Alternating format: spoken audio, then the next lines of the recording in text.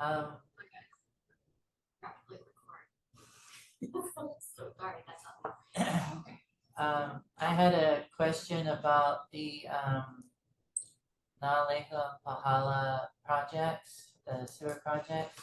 Okay, I was at the last meeting and they said that the purple lots were not going to be covered. Or the county wasn't gonna pay for the purple lots. But the county up to that, before the administrative change had said they were going to cover it. So I was wondering if the department had had a chance to review and decide if there was a miscommunication or if they've changed their mind about that. They've had a chance to go over that yet. okay. Do you mind if we hold your question for item C when we go over the wastewater division updates? All right. I will absolutely come back to you. Thank you so much. If we're done with the, Charday. Aloha, this is Sharday. I'm a member of the public. Is it okay if I ask a question? Is there testimony for a specific item that you have for the agenda? No. It's just I can't find the director's informational report. Oh, yes. The director's. Huh? I don't believe that there's a written one. Oh. It's just a verbal report, yes. Is that the agenda item you're on now? It is, we're just moving from that and we're moving from, if there's no more questions from the commissioners regarding the director's information report or what Kelly just reviewed, we can move to agenda item A, the legislative update.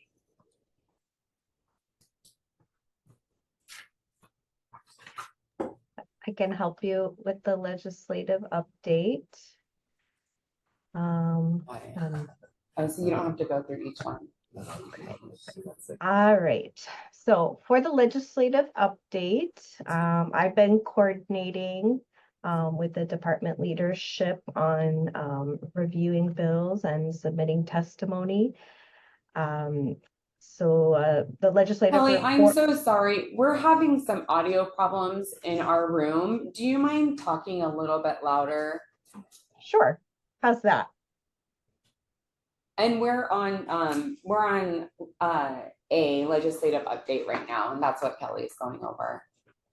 Okay, can you hear me now?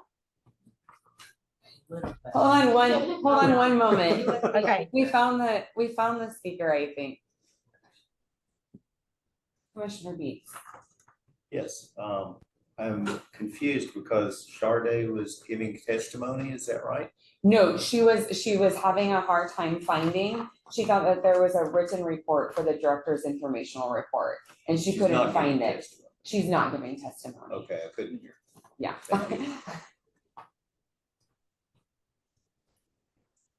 How's the speaker now? Do you let me know? Okay, wonderful. Thank you so much. That's much better. No problem.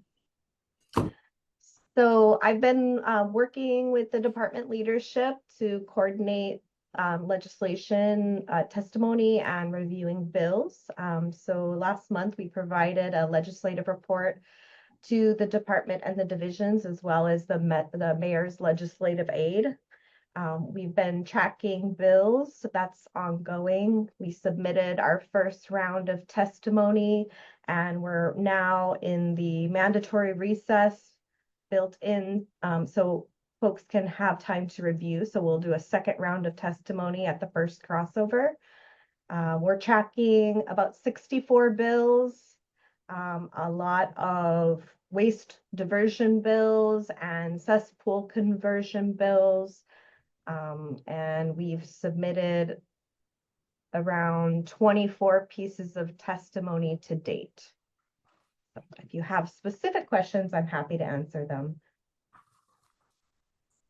Are there any questions from the commissioners or folks online that would like to provide testimony?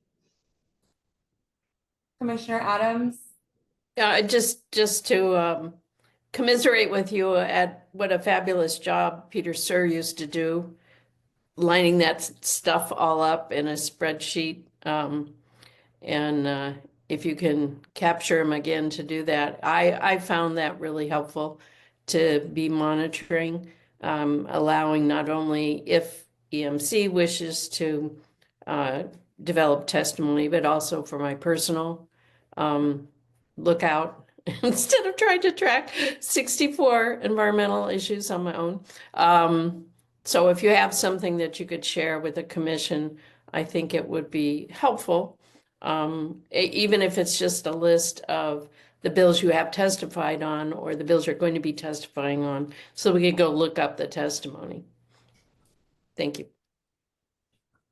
Thank you.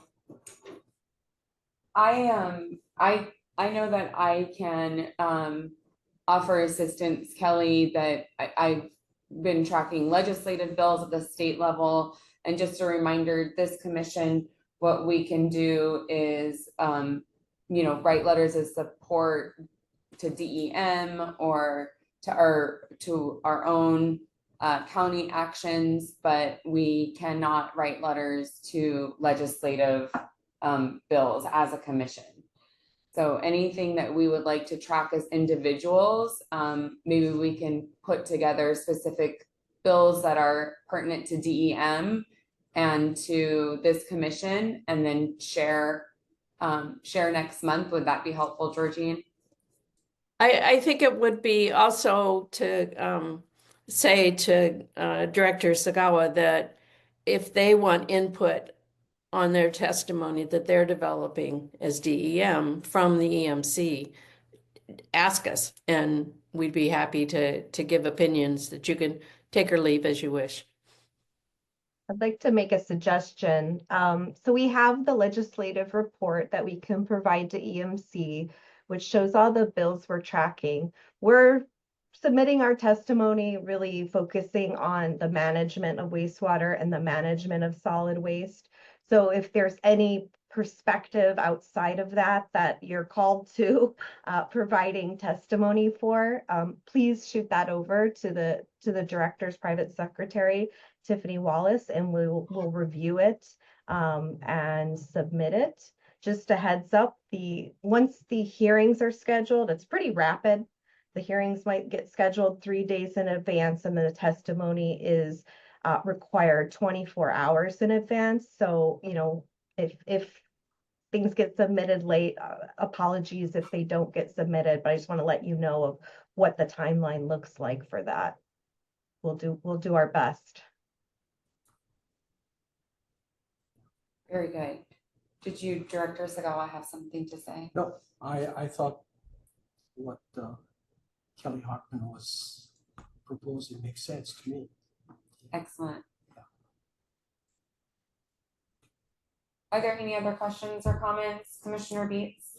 Yes, this is a question, I guess, to everyone, but especially Georgine. Georgine, can you hear me? So do you know if previously in the EMC, whether commissioners have provided personal statements that was shared with the EMC at meetings, just to consider? I have made submissions, testimony online to the state legislature, and will have brought it up on as agenda items, not necessarily sharing my testimony per se with the commission. And I think other commissioners had also individually done their own submissions. As Kelly said, the timing is really rough to deal with it as the commission with these once a month meetings and having to agendize things. And we're about 2-3 months late by the time we come up with anything. But I think a lot of it is communicating a sense of our support or lack thereof to the director and how they put together their package, rather than trying to wordsmith individual testimony as a commission itself. As Erica said, we we did it once and we got slapped down. We weren't supposed to directly submit testimony to the legislature. We're advising DEM, here's what we think you should try to go for. Just as we tried to advise the council on the state HSAC, whatever that stands for, where they were putting together what are the issue areas that we as a county want to do. We provided some input on that. I think around cesspools, I forget exactly what, denitrification or some such that we did. So yeah, each of us individually, I mean, we're obviously interested. We keep track of this stuff, have opinions, and it's an assist to us individually to be able to go directly to our representatives and to the hearing testimonies. But also I think it's educating and influencing, if you will, DEM and the positions they can take officially when they submit their testimony. Did that answer your question? Yes, thank you for that, Georgine, and I guess I need some clarification. So as an example, and I guess this is to you, Sinclair. I don't know if this is appropriate or not. I just returned from a trip. I was inundated with all the email and bills, etc. I probably wrote a dozen, statements, to appropriate legislators over the last 2 days, and and that's not something I can add to the agenda at this point. So how do I share that kind of information I'm interested in at this meeting? So I can answer it, and then maybe Sinclair can correct me if I'm mistaken. So last year we added it as an agenda item. There were an equally number of impressive wastewater and sanitation bills that were submitted last year during the ledge. What we did was, as we used the tracking and submitted a letter of support to DEM with specific language and testimony in support of those bills. If there's something that is against or pro, we can talk about it this year, but we can do that for next month and include it in as an agenda item, and then as an EMC, develop a letter, send it to DEM with our voice of what we support and do not support for this year's legislative process. And then next year in the future, maybe we could be more proactive and start to do that a little bit earlier in the session. Yeah, I guess my only suggestion is that we have open space for discussion on appropriate bills, during the legislative period, because lots of these I don't even read until a day or two before the meeting, because we're all so busy with other things. And I think just having a period of discussion on bills would be beneficial to me because I miss many. I think we can do that for next month. And then under the same umbrella that we just keep speaking about is that the commission only has, certain reach within those bills. Yeah. Thank you. Very good. Thank you. Is there any more discussion or comment regarding legislative bills for this session? Great. And I think that's our wastewater. Is there anything, Commissioner McIntosh, can we go to your question? Oh, solid waste. I'm jumping. Is there a solid waste update?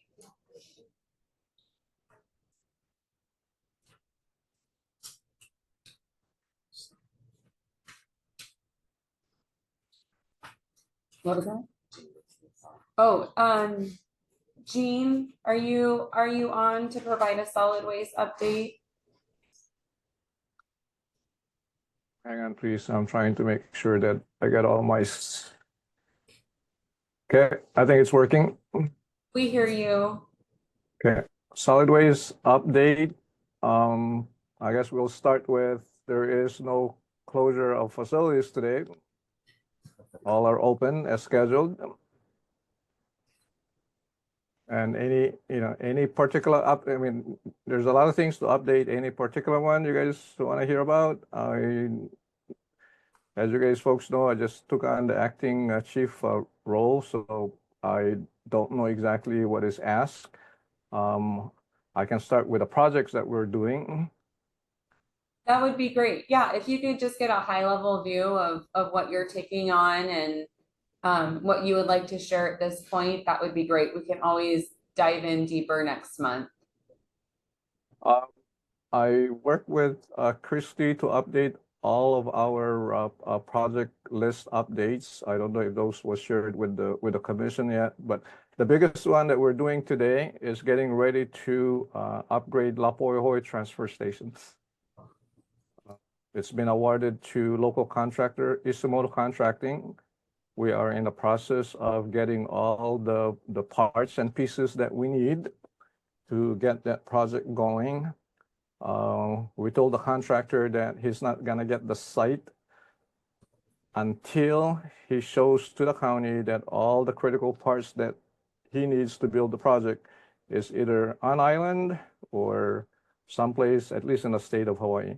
And this is the reason why, because if we give him the site, that's it for that site. We can't really put it back again if parts are late or shipment is delayed someplace.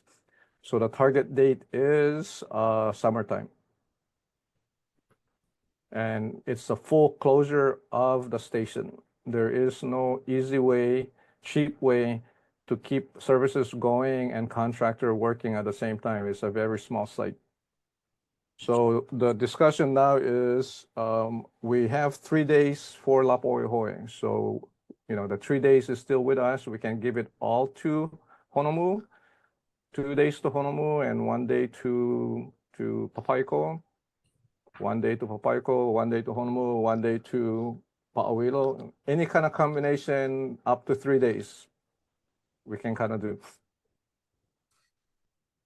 Has there been, sorry, have you done any community outreach to gauge what community would want?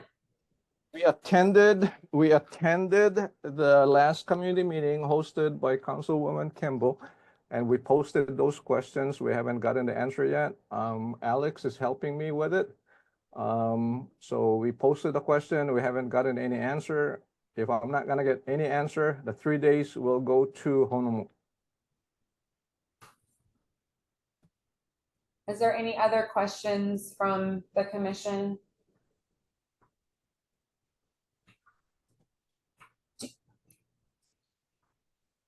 Do you have any other updates, Jean, that you would like to share at this time? That's our most active project going on right now. The other project that we are looking at, and I don't know if you guys know about it, is the closed Kailua landfill. We have been getting a lot of reports of smell, but smell is very subjective. One of the things that I ask when we get those kind of reports is that get a street address of where that report is coming from, and we started putting it on a map so that way we can kind of know, because a smell, getting a report on a smell, I don't even know where to begin chasing that smell. So. Very smart. Very So, good. same thing, if you get, if something comes into the commission, my ask would be, more, can we have a location, where you were standing at when the smell, came to you? Because the half a dozen or so I've gotten so far, they're all over the place, as high as Kaloko Mauka.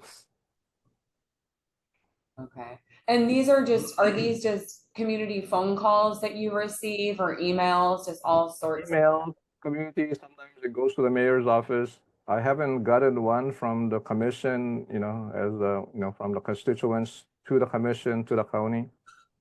Okay. But if it's true that, there's more of that thing happening, we're trying to be as ready as we can, gathering the information.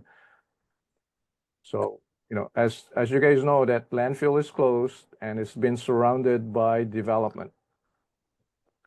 So it's gonna be the usual, although the landfill was there first, it's gonna be the source of a lot of issues that, we would have to deal with.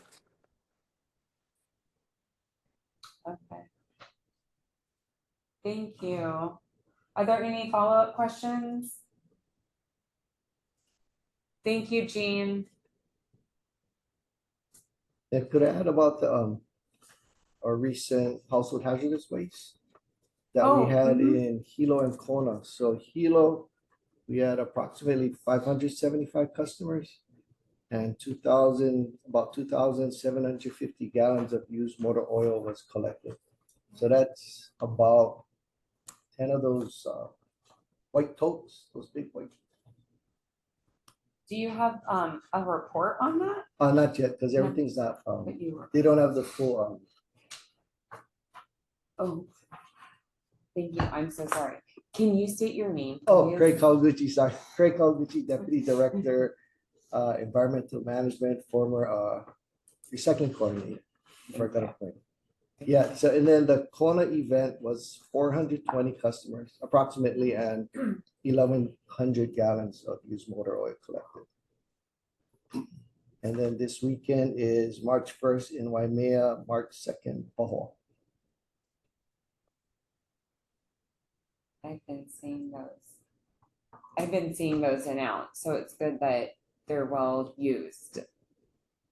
That's great. And then next month, do you think that you'll have a summary of what happened maybe this month? I hope so. Yeah. That'd be great. All right, any other questions? Oh, Just a Commissioner question. Beats. Yes, just a question about recycling. And I'll give you an example. One of my neighbors complained about motor oil being dumped beside his road in containers because, and he actually knows the guy that left it there because it's another neighbor.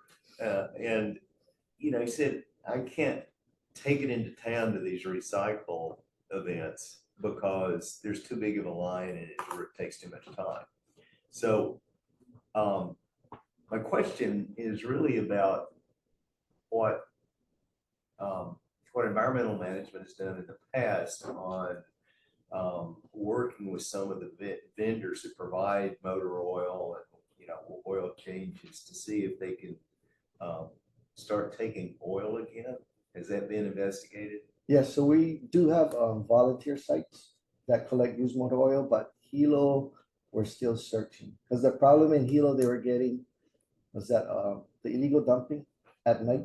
So they leave containers of used motor oil, but they're not sure if it's contaminated or not. Right. Because if it gets contaminated, that's a whole other expensive way to dispose of it. So we're trying to figure that out and find a location for Hilo. But there's in Kona, Ocean View, Waimea.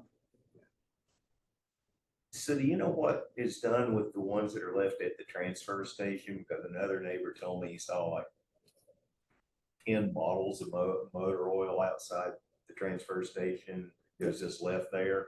So do you know what we do with it? Yeah, so every transfer station has they have collection totes, if not at the main base yards.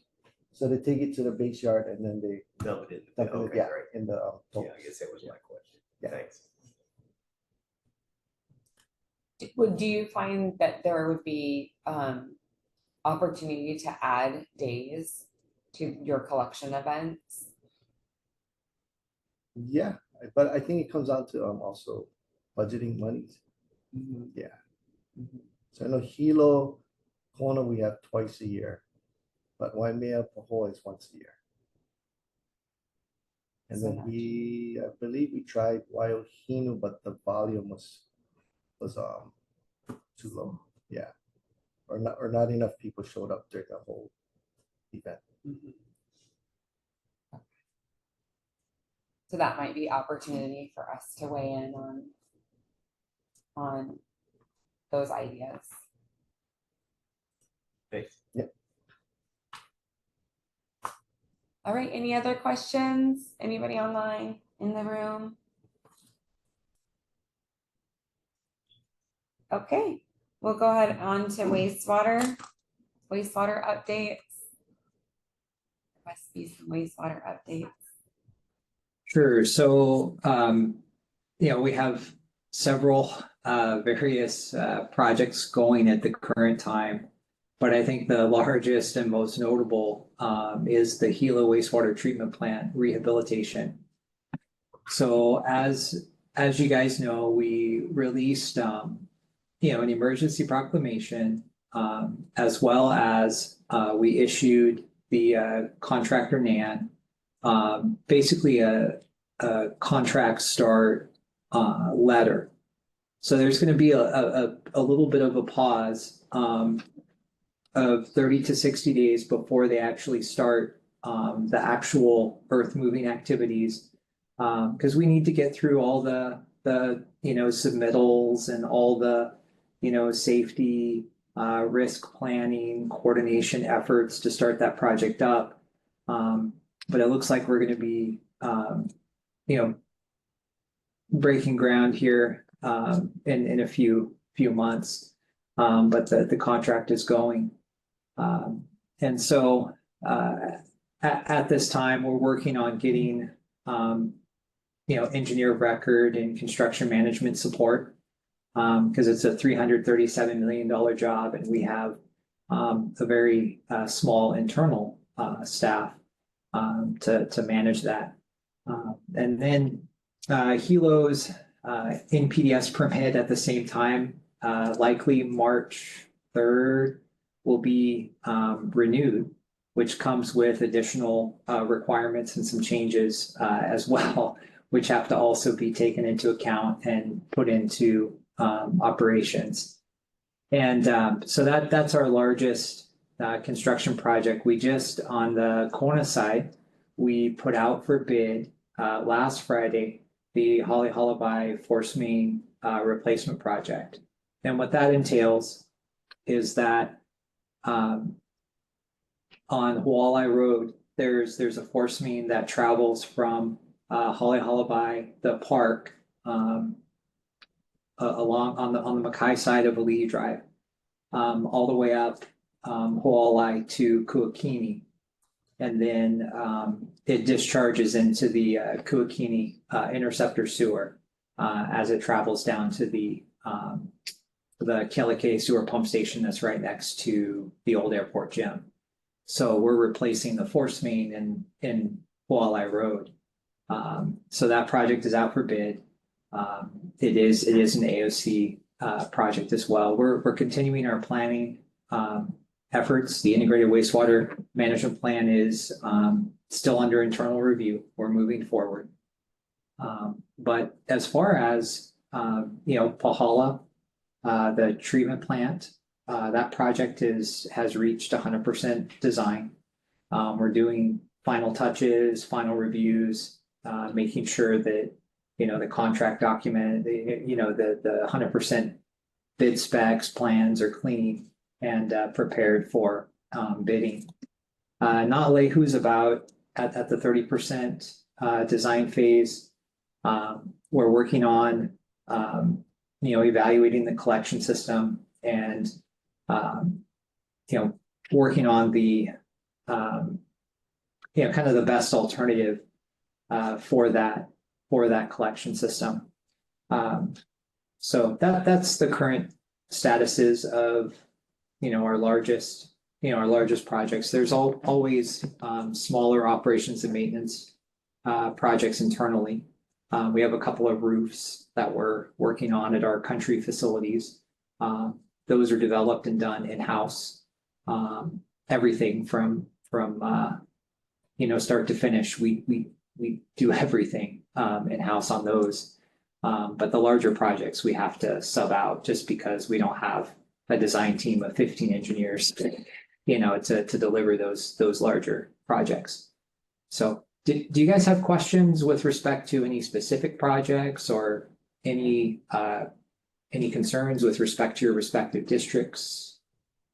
Yeah, thank you so much. That was Chris Saber providing the update on the wastewater division updates.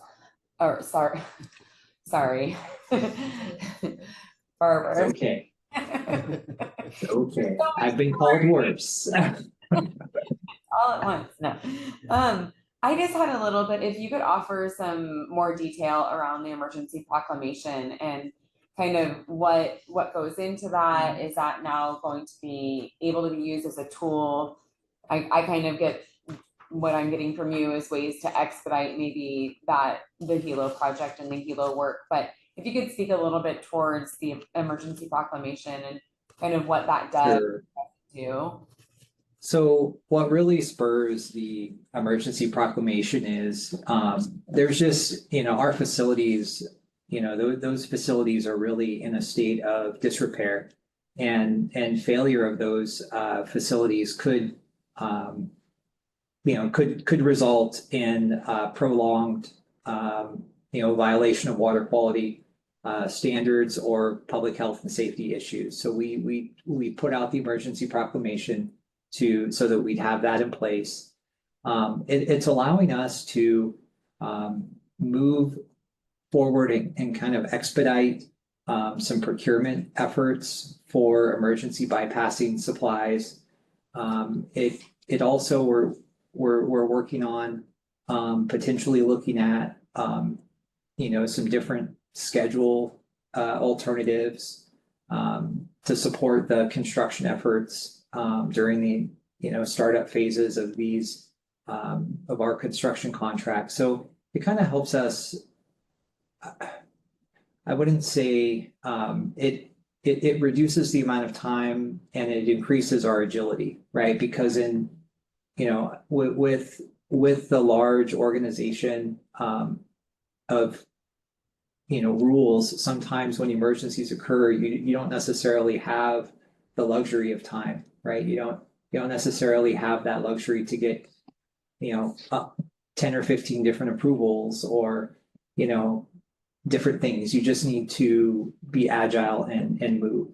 And so that's really what that emergency proc is in place for, is to increase our agility to adapt for things we might encounter during construction or in the initial startup phases of the construction project. Okay. This is Georgina Adams. I now don't know if you want to defer this momentarily to the new business section, but one of the things when I see an emergency proclamation being made, it's what are you going to skip? And what are the potential risks for moving too fast? I mean, we have processes in place to make sure that you're thinking about all the consequences. And yeah, some of them are a pain in the butt and others have a reason for being there. So just curious about some of the specifics. I mean, it sounds like you are looking for the ability for the director or maybe even you to approve certain things that otherwise might have to go up through finance, through the mayor, through what? Well, generally the way that the emergency proclamation is worded is that, the mayor and director essentially are decision makers if we're going to skip steps. And so it isn't that I'm trying to, grab this ultimate power, but if the administration as a whole feels that there's a concern or a couple of steps that need to be, as you would say, skipped, what is the cost of not skipping those steps? It could be quite grave. Another example that we've been raising over the eons at EMC is, are you going to be able to skip Kono concerns? So as far as the Kono decision, again, that goes back to, really what is the judgment of director, mayor, HR director, that type of thing.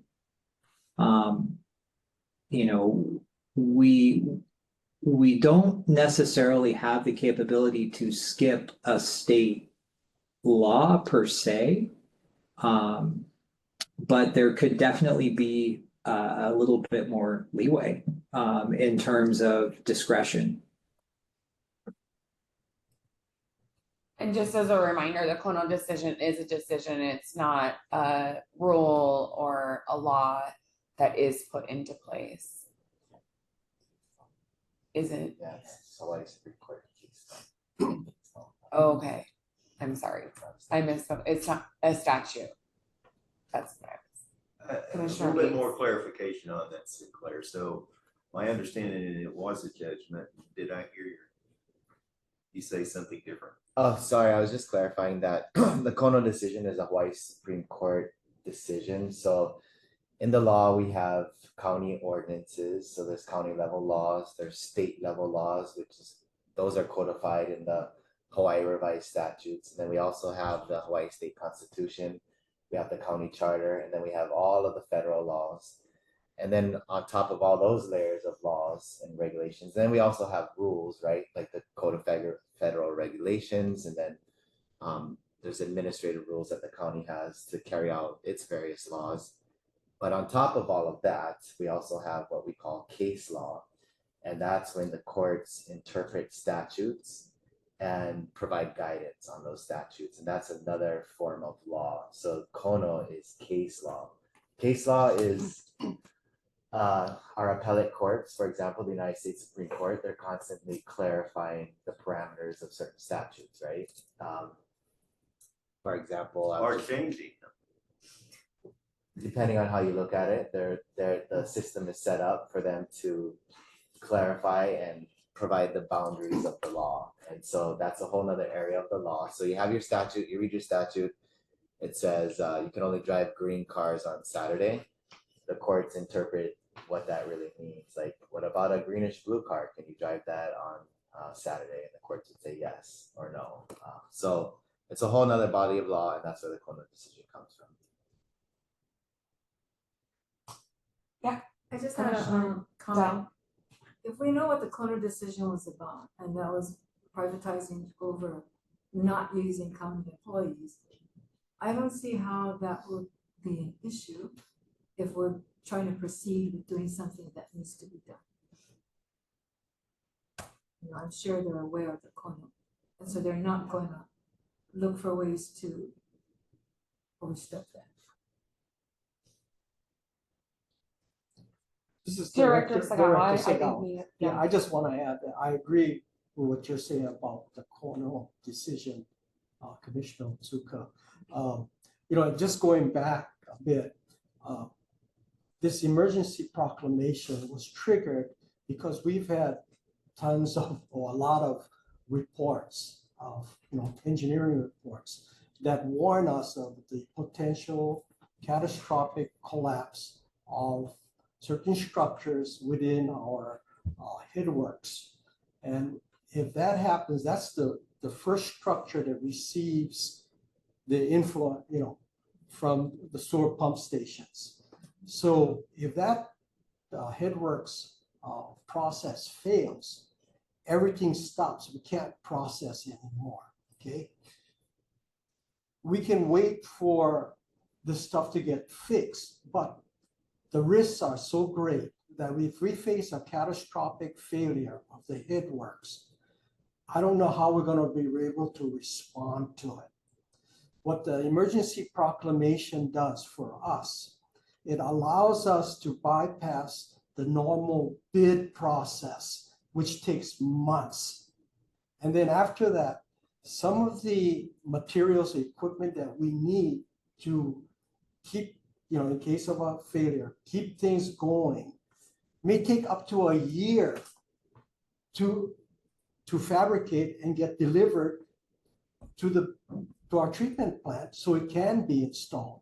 So by doing an emergency proclamation, we can go directly procure what we need for an emergency failure at our treatment plant. It gives us that ability now.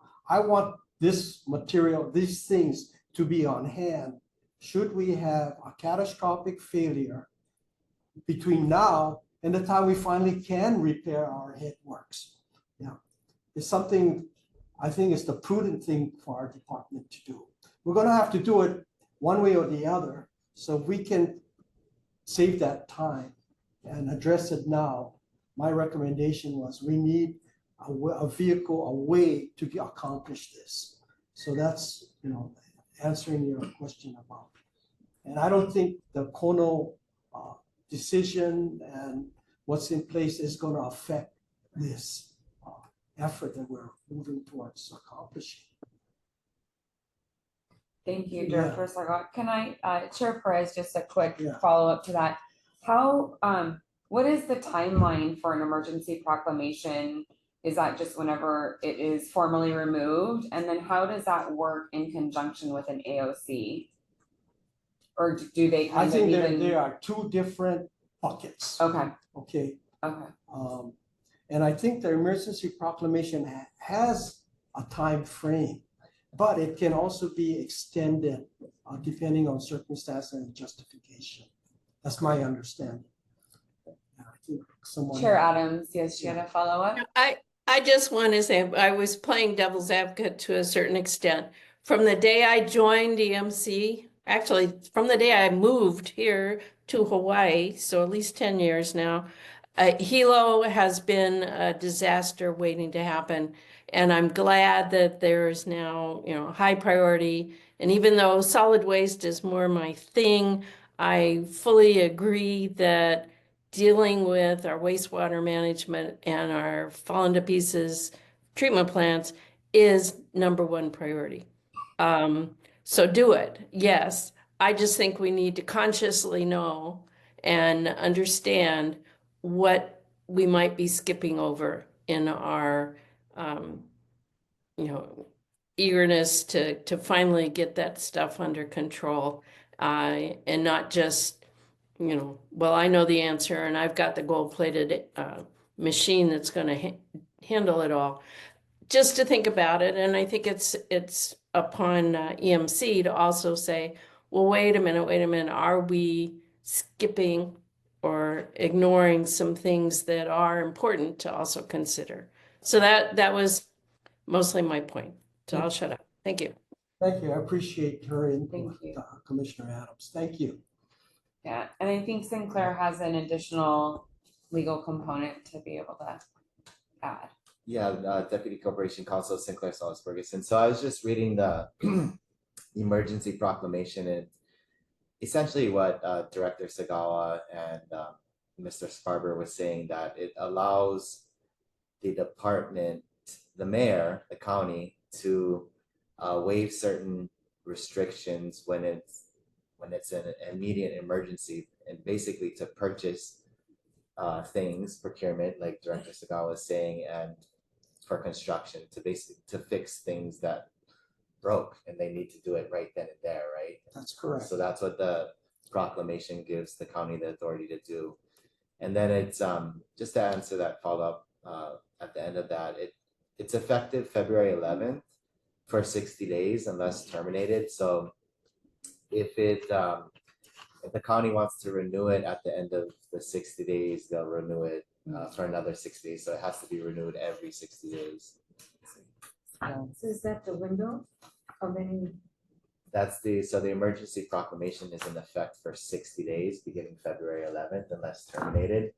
And so at the end of that 60 days, if Director Sagawa and the county think that it should be essentially extended, they'll issue another 60-day proclamation.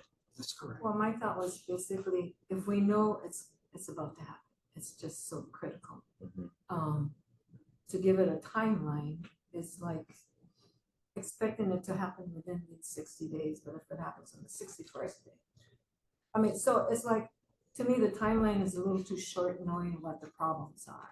State law only allows 60-day emergency proclamation. Maybe we should That's why. change that. No, you know why? Because this is Commissioner this is- Dell and Commissioner No, we should McIntyre. agree. No, because it's like, this has been escalating to the point of where it's at. So it's not just something we can just matter of factly put it off, add it on, put it off. It should be almost like a blanket saying that anything can happen at any given time. So we're gonna give ourselves a bigger window, because based on the AOC and studies, it's critical. I mean, it could just, So yeah, the law says only 60 days because it's a powerful tool. It's declaring an emergency situation. So if the county wants to continue it, they continue it. For example, Waipio Valley has an emergency proclamation that's been going on for I don't know how many years, and every 6 days we renew it. The county does. Sorry. Oh, Dr. hi, Wagner. I'm Dr. Tracy Wigner from UH Hilo Marine Science Department, and I work extensively on water quality on our island, looking at wastewater. And if we have this emergency proclamation and we don't want to get to catastrophic failure, because that means untreated wastewater going into Pui Bay, why can't we do a temporary package plant to avoid catastrophic failure? Why do we have to wait to get to such a bad point to do something in the meantime? But That catastrophic might failure be is so. a question for Director Sagawa. No, I'm Or gonna Chris, defer say- to my chief wastewater There you go. person, because I'm sure they've been through all of that during the planning and design phase of the Hilo wastewater treatment plant.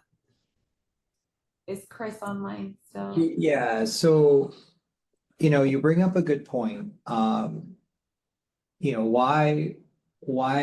not just do, why not just install an emergency package plant to treat the flow? So first of all, Hilo, current flow at Hilo via our DMRs, it goes anywhere from 3.1 to 3.4 MGD, million gallons per day currently. So if we were to today start the process to engineer package plant, right, all the electrical connections, all the piping, all the phasing to hook up this facility and go about to install it, you would probably be about 3 to 5 years in terms of what is but by the time you manufacture it, by the time you put it onto a boat, ship it out here, get a contractor to put it in, even if I waived all the procurement rules and I cut, my favorite company or the company that I thought would get it done the fastest, I would still be, 2 to 4 years out in getting something up and running. So, we analyzed it, and after you get above 1 million gallons per day in the package plant world, your package plants get really big and it gets pretty expensive. And for us being on an island, every piece of stainless steel has to be shipped in. Concrete, at least we can bring in the cement, make the concrete for the tanks. We have enough aggregate, that kind of things. But usually your stainless steel is brought in on a barge. And so, that's why we made the decision that we made is, if the headworks were to fail, what we would do is we would temporarily bypass the headworks into the primaries through a manual bar screen, which is a terrible alternative. It's hard, it's laborious.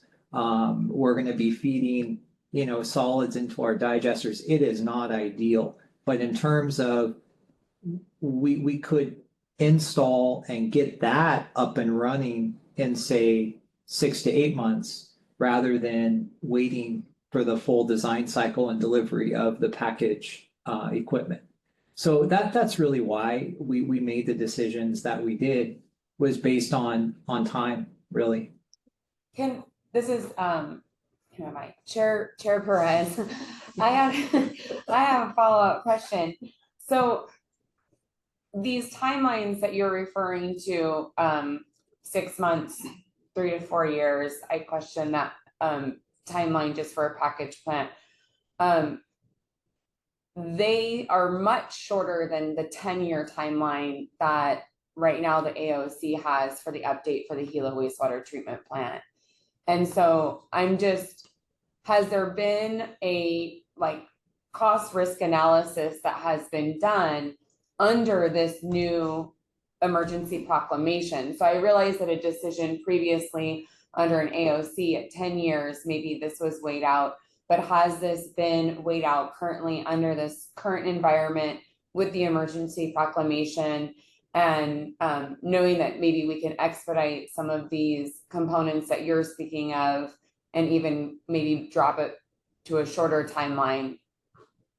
So to kind of step back and look at a project, so we just recently installed a new 16,000 gallon per day package treatment plant at the Uluvini housing facility.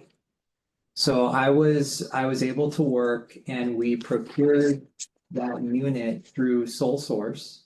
Okay, so it would be a similar procurement timeline to the emergency procurement. It took them about 12 months, 8 to 12 months to build that package plant, and that was an expedited schedule. Then it took me another 2 months to get it to Oahu. The barge broke. Took me another month to get it to Big Island. And then after environmental clearances, bidding to get a contractor to help us install it, it took another 4 months to install.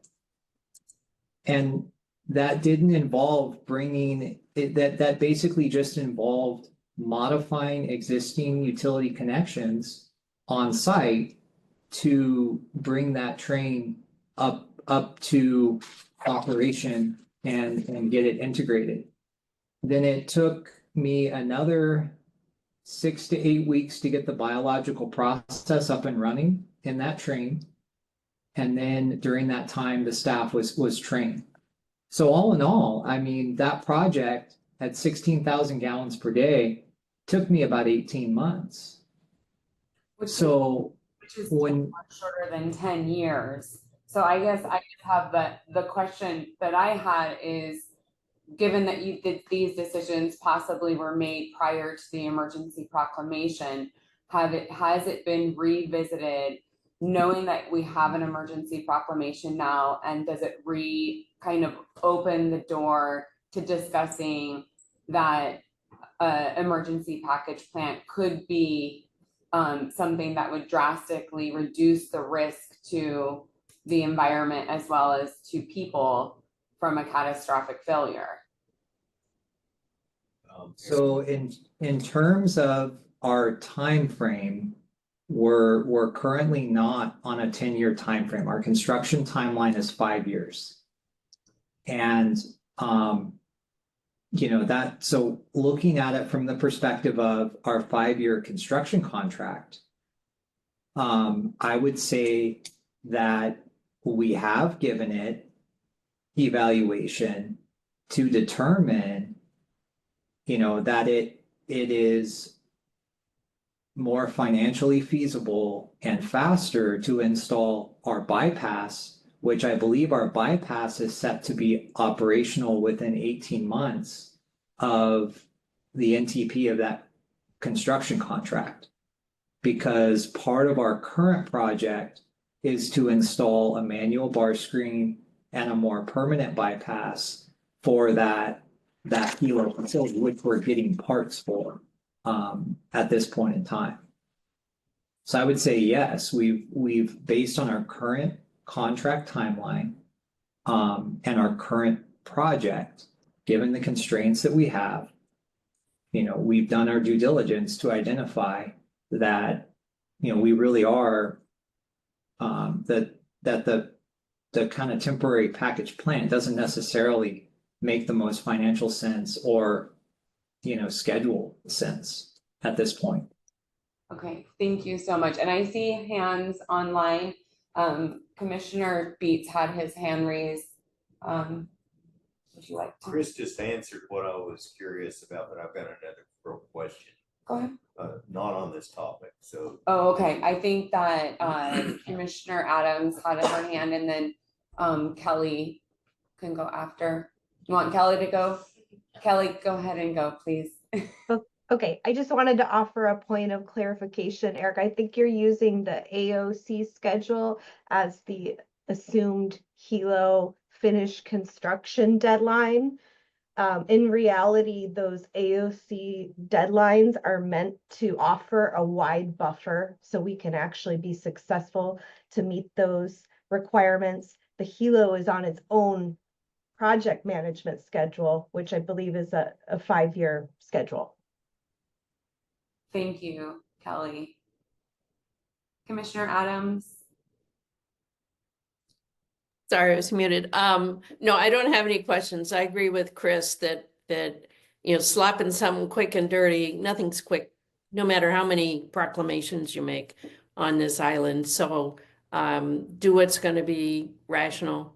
And I agree that the, planning is going to be moving faster than the AOC requirements. And I think they've cut the corners they've could conceivably cut. A lot of it's going to be manpower, having the experts to be able to manage these projects, especially if they're going to be accelerated projects that require a lot of oversight. And so that parallel track may be the bigger emergency than getting the physical plant in from equipment in. Great. Thank you. Good question. Thank you very much. And I think, Commissioner Lee, do we have your question? Yeah, so Craig Kawaguchi, Deputy Director. So to address Lee's question. Do you mind if he Okay, restates it just so we can keep it in record and Okay, then okay. we have the answer right next to it? Okay, my question was, previously it was believed the county would cover or pay for the purple lots for the Nalegu and Pahala sewer plants connections. But at the last meeting, they said that they weren't, so we had asked the department to go back and look and see if they're changing their mind, if there's a miscommunication. So I was wondering if they had done that yet. Say my name. So Craig Kawaguchi, Deputy Director, Environmental Management. Yeah, so staff is still going over the prior meeting videos, and current admin has not made any changes to whatever was planned prior. So we're still looking in the videos of prior meetings. Right. And I've been meaning to give you a call to find out what day it was and when. Actually, it was throughout the whole process at every meeting, because I know people would come up, they say, do we have to pay? Do we have to pay? We're in the purple or not. And I know it was Brenda Moses, she always said, no, that, the county looked at it and they said, well, we don't want anyone to have to pay because of this as an AOC, because some people were upset, well, why did the purple not have to pay, and they're outside, and because of the new state law, they have to pay to upgrade their cesspool. And so it's contention on both sides, either way you look at it. But essentially we were under the impression, I'm not the only one, that nobody that had to connect had to pay. And the county was going to be able to, with the new treatment plant, because they're changing from lagoon to package plant, that it was going to be cheaper and the county would be able to cover the costs associated with that. At the last meeting that they had in Pahala, they said that the purple lots had to connect on their own dime. Say the administration. You have to. So I just wanted that Commissioner Feller, do you like clarified, to that's all. make a comment? I just wondered, because you said they were told that there was gonna be paid for, and now they're not, so I just asked them, who said not? There's a person, I'm not good with names, but it was the guy that was speaking or emceeing the meeting at Pahala the last week, Thursday. So Craig Kawaguchi, Environmental, we're looking into it. Yeah, Okay. all right. I'm sorry, Kelly, did you have your hand up? I did have a question on that. So the purple lots in the map, those were the lots that were not connected to the gang cesspool. Is that Yes. correct?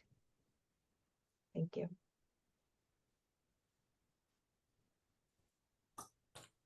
Great. Are there any other comments, questions regarding the wastewater division updates?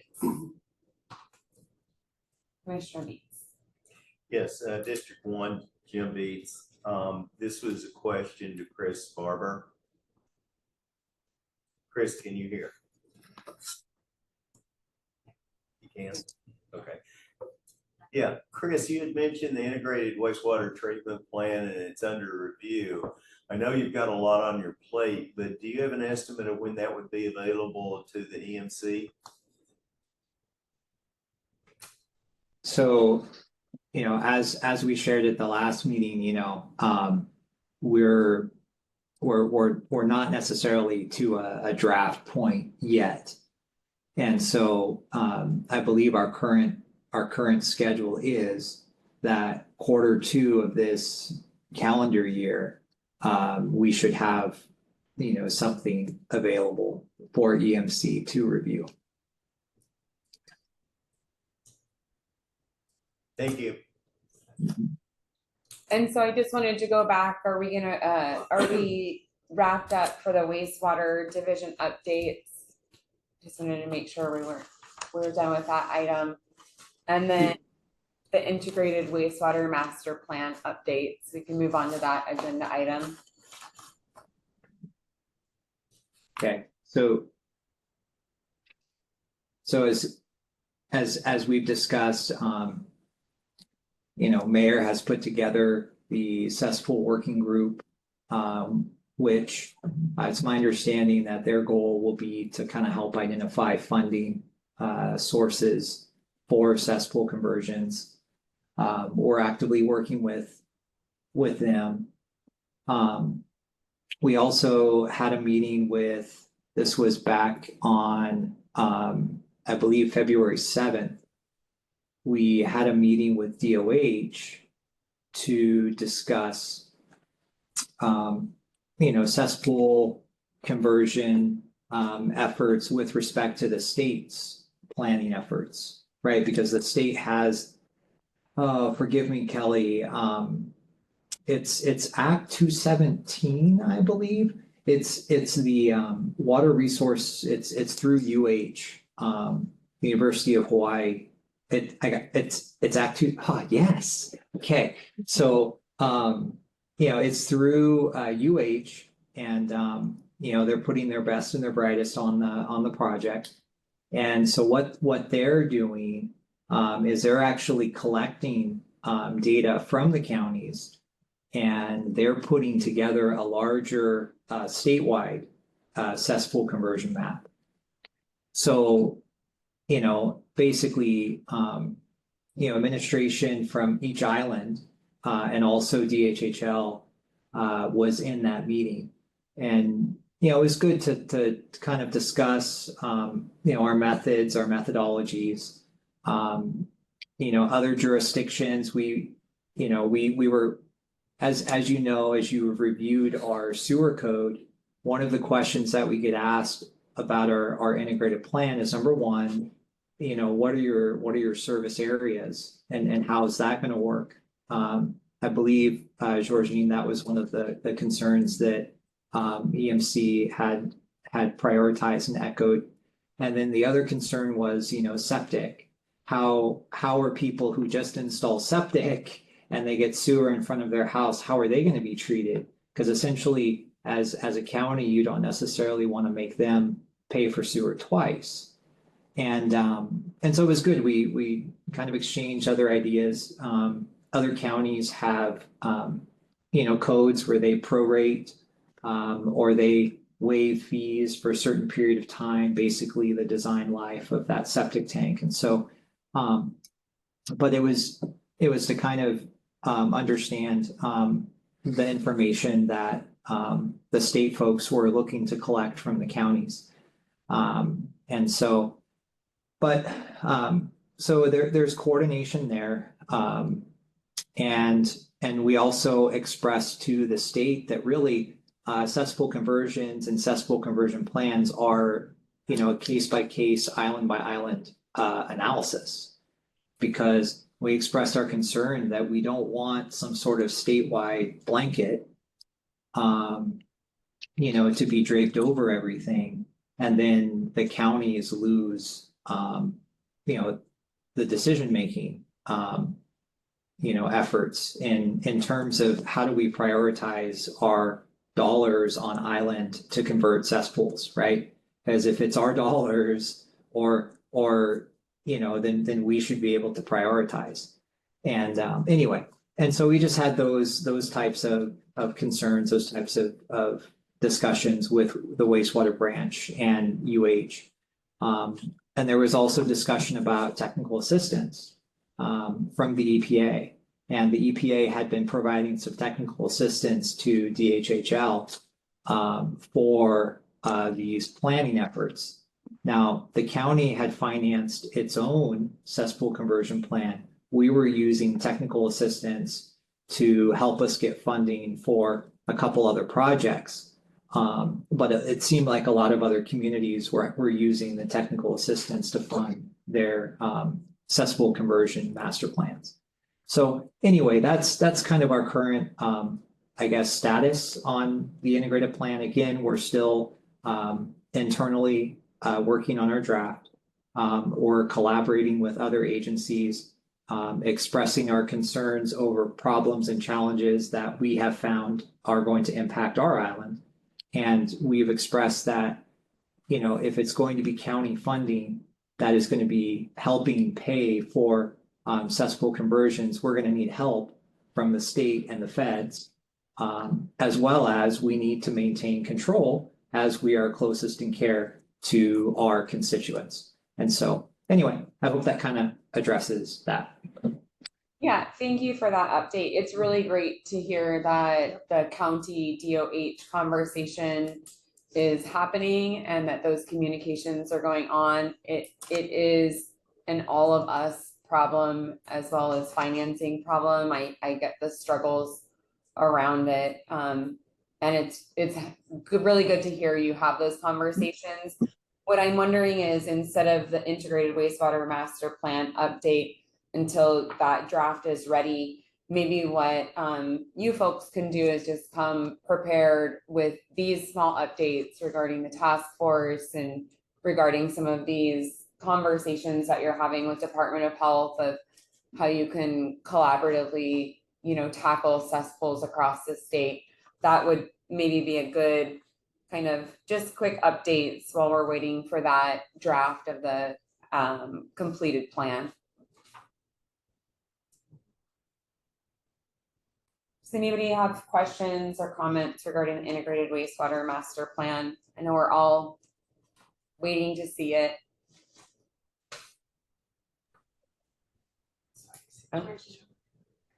Oh, Commissioner Adams. My big hand.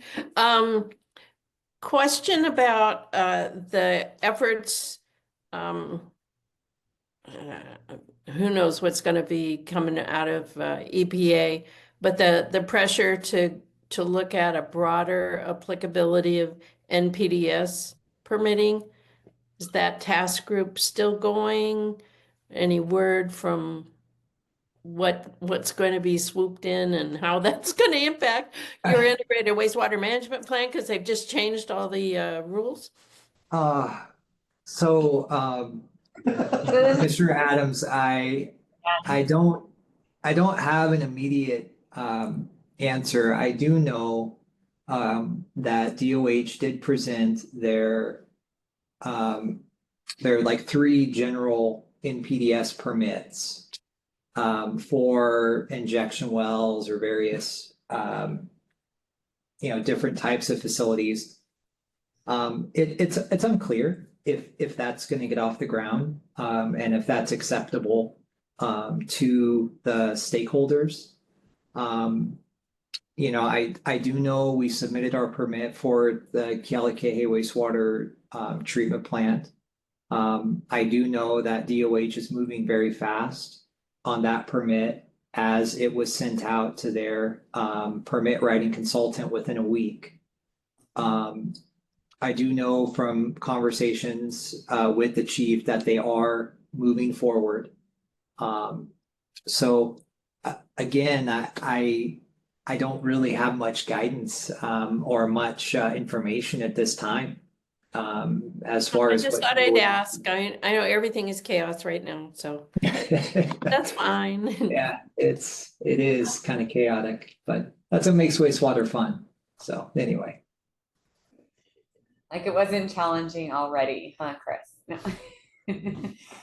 Okay, was that the last for the integrated wastewater management plan? yeah, I have no further information or details unless Craig or Wes, you guys want to add anything that I missed? No. Very good. Commissioner Dow? Bill, it's like a District 3. But before we move on to new business or the number E, I forgot to mention under agenda 5B on the operational update that we're supposed to get on the solid waste system operational analysis that was due last year, October. And I think Shalisa put it off last few meetings ago because they have to send it back. But there was no update on that one. Yeah, so Craig Calducci, Deputy Director, we're still reviewing current administration, still going over it. Yeah. Thank you. Excellent, thank you. Okay, item E was an update regarding the mayor's task force. I know we've been speaking about that already, but if there's any additional components, or any additional information that you would like to provide. Yeah, but it's to fill county employee vacancies. This is the task force to, I'm so sorry. I'm mistaking it. It's the update regarding the mayor's task force to fill county vacancies. So Tiffany Wallace, Secretary, I can report on behalf of the department's HR. We do have a seat at the table for that discussion on the task force. Right now, we have our business manager, Robin Bauman. She attended 2 meetings. We are happy to report that we hired our HR program specialist. She started mid-month this month, and she will also be included on these task force meetings. Their focus is recruitment and retention. And this is an obvious problem that's been seen throughout the entire county and the entire state, not just government.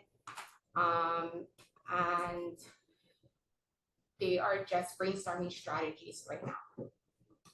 Great. Is that something that we could add on to the agenda in the future for more updates? Excellent. Commissioner Garcia? Yeah, hi, Gonzalo Garcia, District 7. I recently met with Rick Ruckty at the Community College Palomino. Actually, I said that wrong, but anyway, he's the transition support specialist over there and at Hilo. And they are very, very interested in working with the DEM to develop some kind of certificate program to provide entry-level staff for DEM to work at facilities. And the next step would also be to start talking with some of the high schools to see if they're interested in developing a program where they can transition into the community college and come out with viable jobs. And so I just took an initial conversation with them, and I would like to connect DEM up with Mr. Ruckty and see if we can't make some sunshine happen on some of that. Yeah, this is Christy Swalker, the Information and Education Specialist for DEM. I'm behind the computer, so I'm just gonna keep it that way. I would love to connect with your person. I met with someone over in the engineering department at the community college just last week, and they had the exact same interest. So, Yeah, and they actually have some courses now in the environmental space. They would have to adapt the curricula, of course, to come out with a certification, some sort of certification program or something. But you know, those are the nuts and bolts that I think you guys can figure out. But I think it's really, really great to have that as an available resource. It's going to take time to cobble it together, you know, but I think it could fill a critical need in providing jobs to our community and then providing specialists to DEM. yeah, there's definitely a space within wastewater for even certification and programs that are already built out without other third parties that we've even talked to. So yeah, please share with me. I'll send you my email through the chat. Perfect. Thank you very much. Very good. Okay. Are there any last questions for the mayor's task force to fill county employees' vacancies?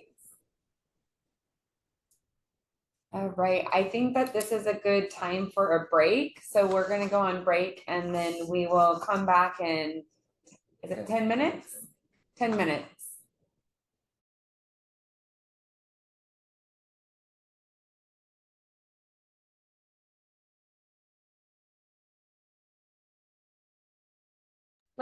Let's ask, what would be the best way to do that, Chrissy? Can everyone on the Zoom see Dr. Wagner? I hear you. Hold on. I see slides. Oh, there we go. Okay, so they can't see the room. It's usually like. Oh, she's hiding in that group photo at the bottom. Okay. There she is, okay. They can see you in the group photo at the bottom. Are you able to?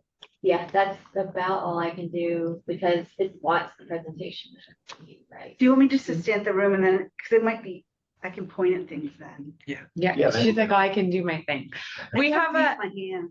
we do have a couple, we're on to new business, but I just wanted to do some housekeeping before we start. We are rescheduling the presentation from Barbara Bell, item 3 for next month. And we're gonna go ahead and move up item 2, the presentation on Keaukaha wastewater study to right now. And then we'll go ahead and finish up with the last action items after the presentation. So we're welcoming Dr. Wegner. She's going to speak towards the wastewater studies in Keaukaha, and I believe others around the island that have been done. Well, aloha, my name is Tracy Wigner. I'm a professor of marine science at Hilo in the Marine Science Department. And I was asked to come and speak with you today about some of our wastewater studies we've conducted around the island. We've worked in Puako, we've worked in Hilo, and then we've worked from Kailua Kona down to Keauhou. And so I want to provide some of our findings for those different communities. So in these 3 areas, we have confirmed the presence of wastewater from OSDS.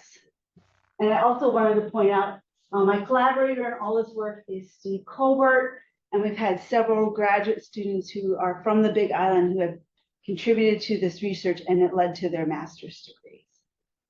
Next slide. They're not seeing what we want them to see because we reverse the room. I have to hold them and decide what the best way is to do it. There's really no good way to do this other than for me to just literally walk the camera up to the other side. Yelling. What if, do they have to see, is it that they have to see the whole room, or what if you just turned your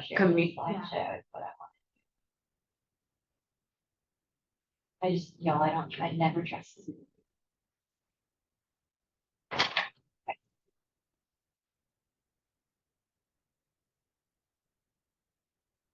this. Yeah, we're trying to. How do we do all this at once? I know, how do I make a presentation show up? Also, there's no way to do it. Yeah, share the screen with the presentation. I did, but then they can't see. I don't think they can't see the room, but that's Yeah. okay. I think it's fine. Okay. Presentation, yeah. Okay. All right, let me get back to you. Where did you put, when you opened it? So if you click on this, Carlos, it's right there. That. Wait, where? You see it? I put it down on the PowerPoint, the circle.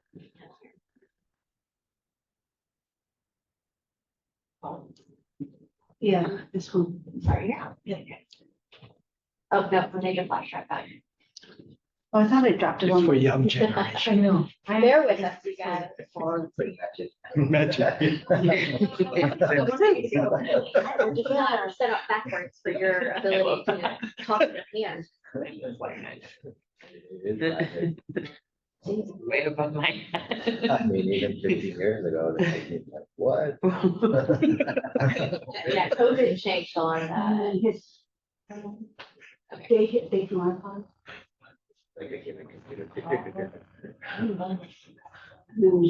Well, I know that makes it the most recent thing come up first. All right. So our friends on the Zoom, I want them to be able to see your slideshow. They're just gonna hear your voice. But our friends here get to see you talk with your hands. But they'll be able to see the slides. Yeah, I'll move your slides for you. Okay, participants can now see. There we go. Enjoy these beautiful slides and pictures. Okay. Unfortunately, this cell is Right, next slide. So we focused on 3 communities on Hawaii Island. We started in Pu'uko, then moved to Hilo, and then just recently finished up our work in Kailua Kona down to Keho.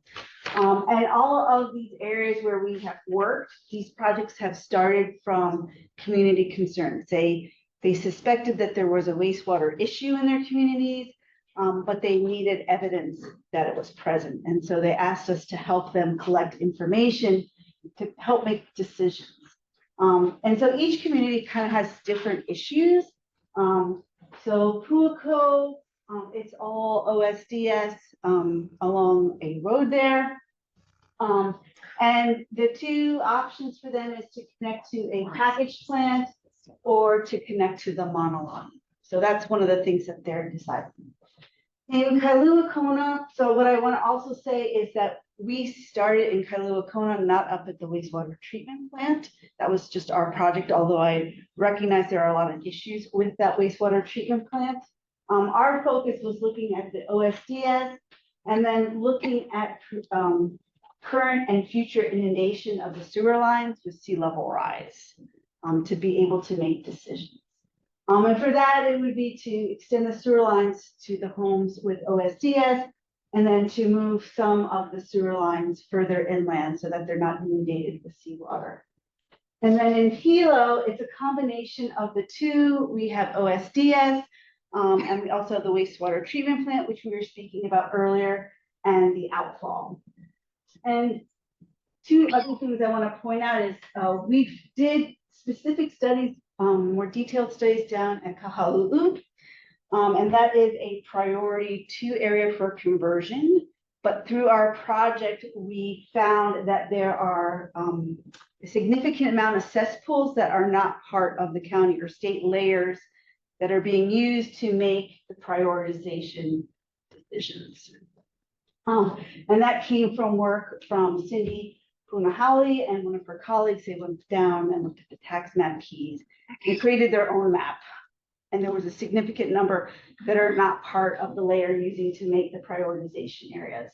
And then Hilo is also a priority 2 area. So I'm going to show you data that we've collected from these areas. And I would say all 3 need to be priority 1 areas. Next slide. So I'm going to start with Pu'uko since that was our first project. Barbara Bell next month will speak about it more. They wanted to know, is there wastewater in their coastal waters? We've looked at lots of different indicators of wastewater, from fecal indicator bacteria to nutrients to looking at isotopes. And for this project, we collected water from upland wells, kind of in the middle, going down to Pu'uko, and then all along the shoreline. Samples at the 2 adjacent resorts, so to the south and then also to the north. And what we found was no matter what we measured, where we got the highest concentrations for any sewage indicator was right along the Pu'uko shoreline. So by going down slope, we were able to identify that the wastewater in Pu'uko's nearshore waters is from their community. Next slide. We also looked at nitrate, which is a nutrient that is part of wastewater, comes from other things too. But we can look at its composition, and wastewater has a very specific signature. It's very positive. And so we've tried to figure out how much of the nitrate at stations going from Paniao all the way to the Puko boat ramp and then at the two resorts, how much of the nitrate that's in the water at the shoreline is derived from wastewater. And what we found at Puko is that 10 of the 16 stations where we made measurements, more than 40% of the nitrate is from wastewater. And when you compare that to the adjacent resorts, it's not as high. So again, confirming that the wastewater along the shoreline of Puko is from the homes right there. We've also developed a sewage pollution score using a combination of different wastewater indicators. We found that no one indicator is perfect for really telling you what the problem is. And so we've combined them together to try to prioritize which sites are most concerning. And so we use things like Clostridium perfringens, stable isotopes in LIMU, Enterococcus, nitrate, ammonium, total dissolved phosphorus. And you can see at Puko, all the shoreline stations where we've made measurements, they fall into a medium to high sewage pollution score. What you're going to notice when we go to the next two locations is that this site has the highest scores of the three. So this is a picture from one of our dry dye tracer tests at Puko. So that green is fluorescein, non-toxic dye approved by the EPA for this type of work. So one of the questions that Puko asked us was, does the type of OSDS matter? Does it matter what the home has?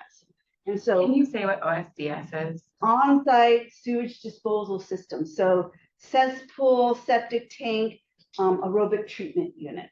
And so at Puko, next slide, we did several dye tracer tests. So we took this dye, we added it to the different types of OSDS, so 8 dye tracer tests, 4 additions to cesspools, 2 to septic tanks, and 2 aerobic treatment units. And what we found was the dye reached the shoreline in less than 5 hours, up to 10 days. And it really had to do with the location. So if the home was across the street, it took longer for the dye to reach the shoreline. If the house was oceanfront, it was a much shorter transit.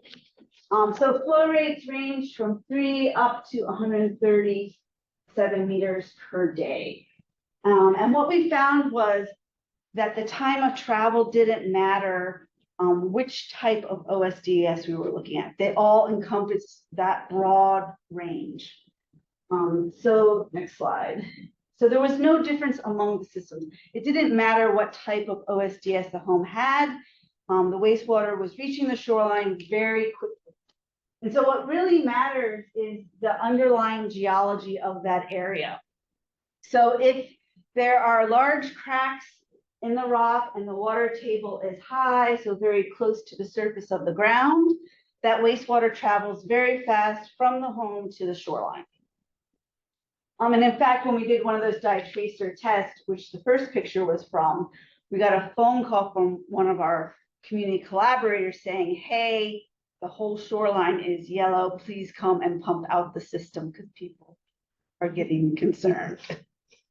And then if there are fewer cracks, maybe not as big, and the water table is deeper at that location, it takes longer for the wastewater to reach the shoreline. But regardless, it's making it to the shoreline, whether it's a cesspool, a septic tank, an ATU, and it's reaching it in some cases in less than 5 hours. So you use your bathroom in the morning, and when you go out to the swim in the afternoon, you're bathing in your own waste.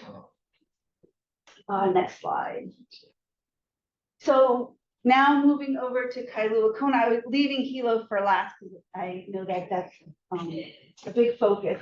So from Kailua to Keauhou, This is looking again at the nitrates. This is starting at Kailua Pier. So we were below the wastewater treatment plant, as I mentioned.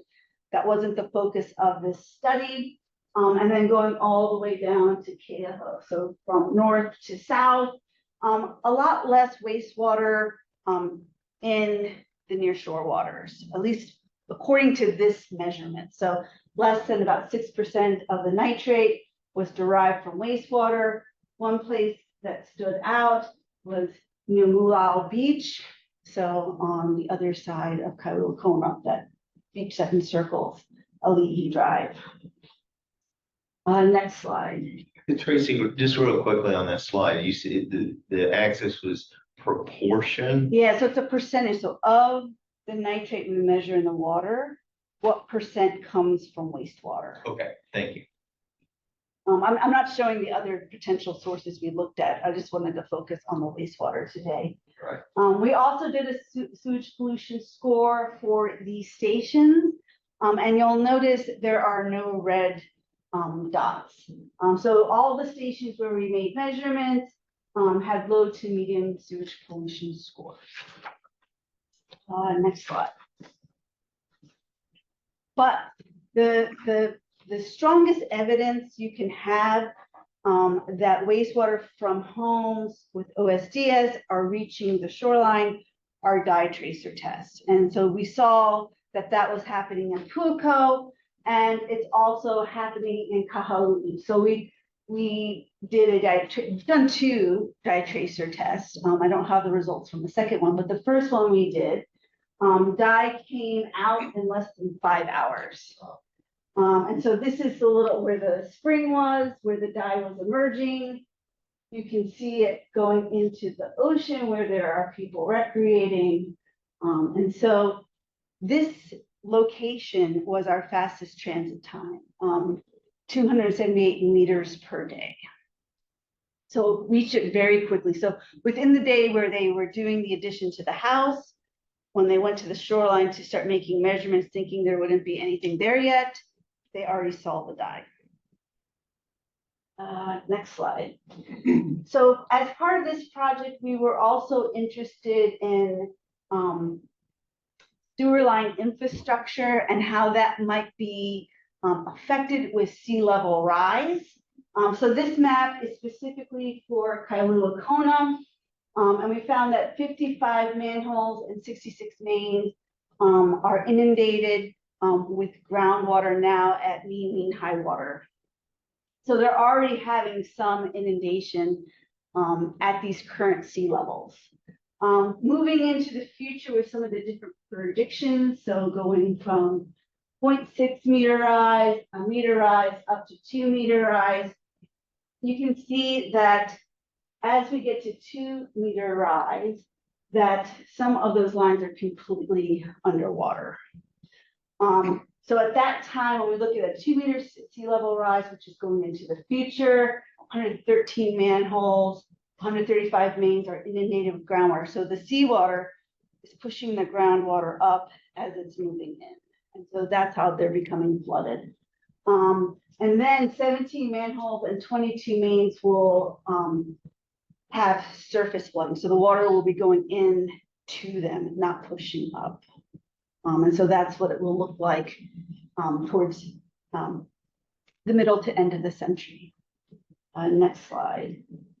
So we also wanted to look at the potential risk of OSDS becoming flooded with sea level rise. So this portion of the map, this is Kailua Kona. Not the main part by the bay, but going a little bit further south before we get to Kahaluu. And currently, so what we use for different cutoffs, we went through records to see what a typical depth from the surface of the ground to the water table was for cesspools. And Department of Health said it was about 4.4 meters. And then for septic tanks, it's about 5.5 meters. So we use that if the groundwater comes going down from the bottom, coming up, goes above that mark. So now it's a shorter distance from the ground surface to the water.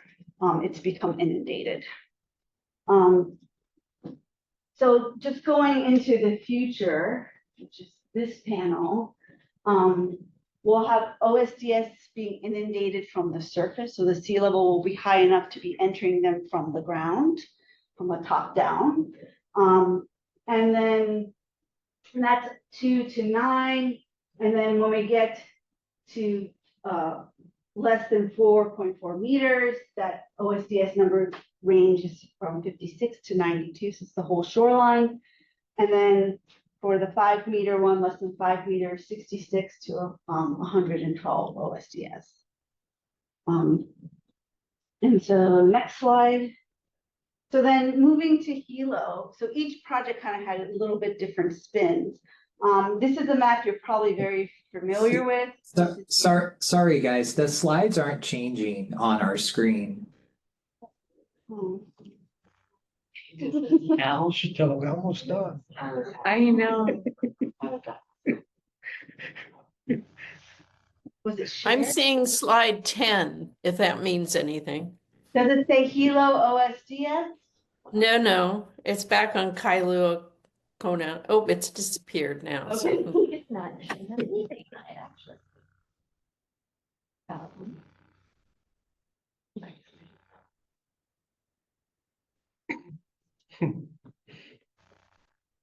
Can you see the slides now? Yeah, yep. So you just, yep, there we go. There we go. This They go slide to looks present- weird, but. The slideshow. If you go to slideshow, the slide will be bigger, yeah. That's what I'm doing. Thank you. And The slideshow will be in PowerPoint. Can't see it because it's ours.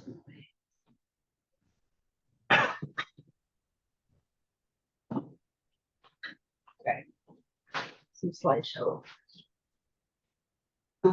And current slide. That's what's done. Thank you.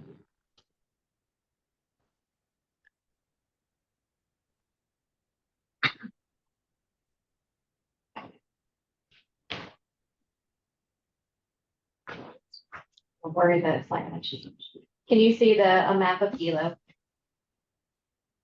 Yeah, I can, but it's little bitty. I mean, I'm seeing your presenter screen, basically.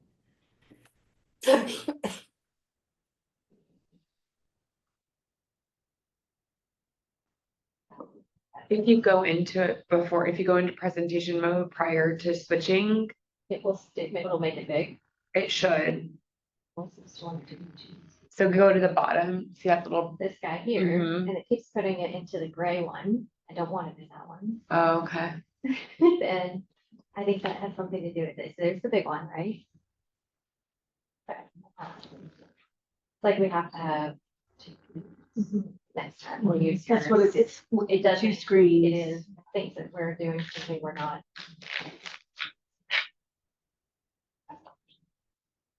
But they can see your screen now. If you go to presentation, maybe they'll see that. Just do one screen, yeah. Yeah, it did that, I checked, it's duplicating. And now, from current slide. Stop putting in the gray box, and it miss things in the way. But they might just see this one and they might not, oh, you gotta change. That is what. That's the right one. Perfect. You can do that, okay, Okay. now this. We can, All right. The people, more people online, thank you for letting me know, Chris. Okay, I'm gonna keep an eye on this thing now. Okay, Oh, they were only four slides, but 3 slides they missed. That's not too bad. You can share the slides. Yeah. Oh, Absolutely. yeah, oh, yeah. So this is a map of Hilo's OSDS.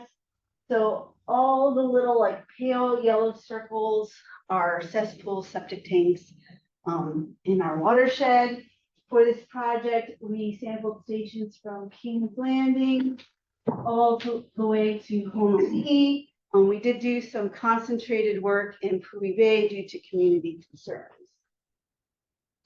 Next slide.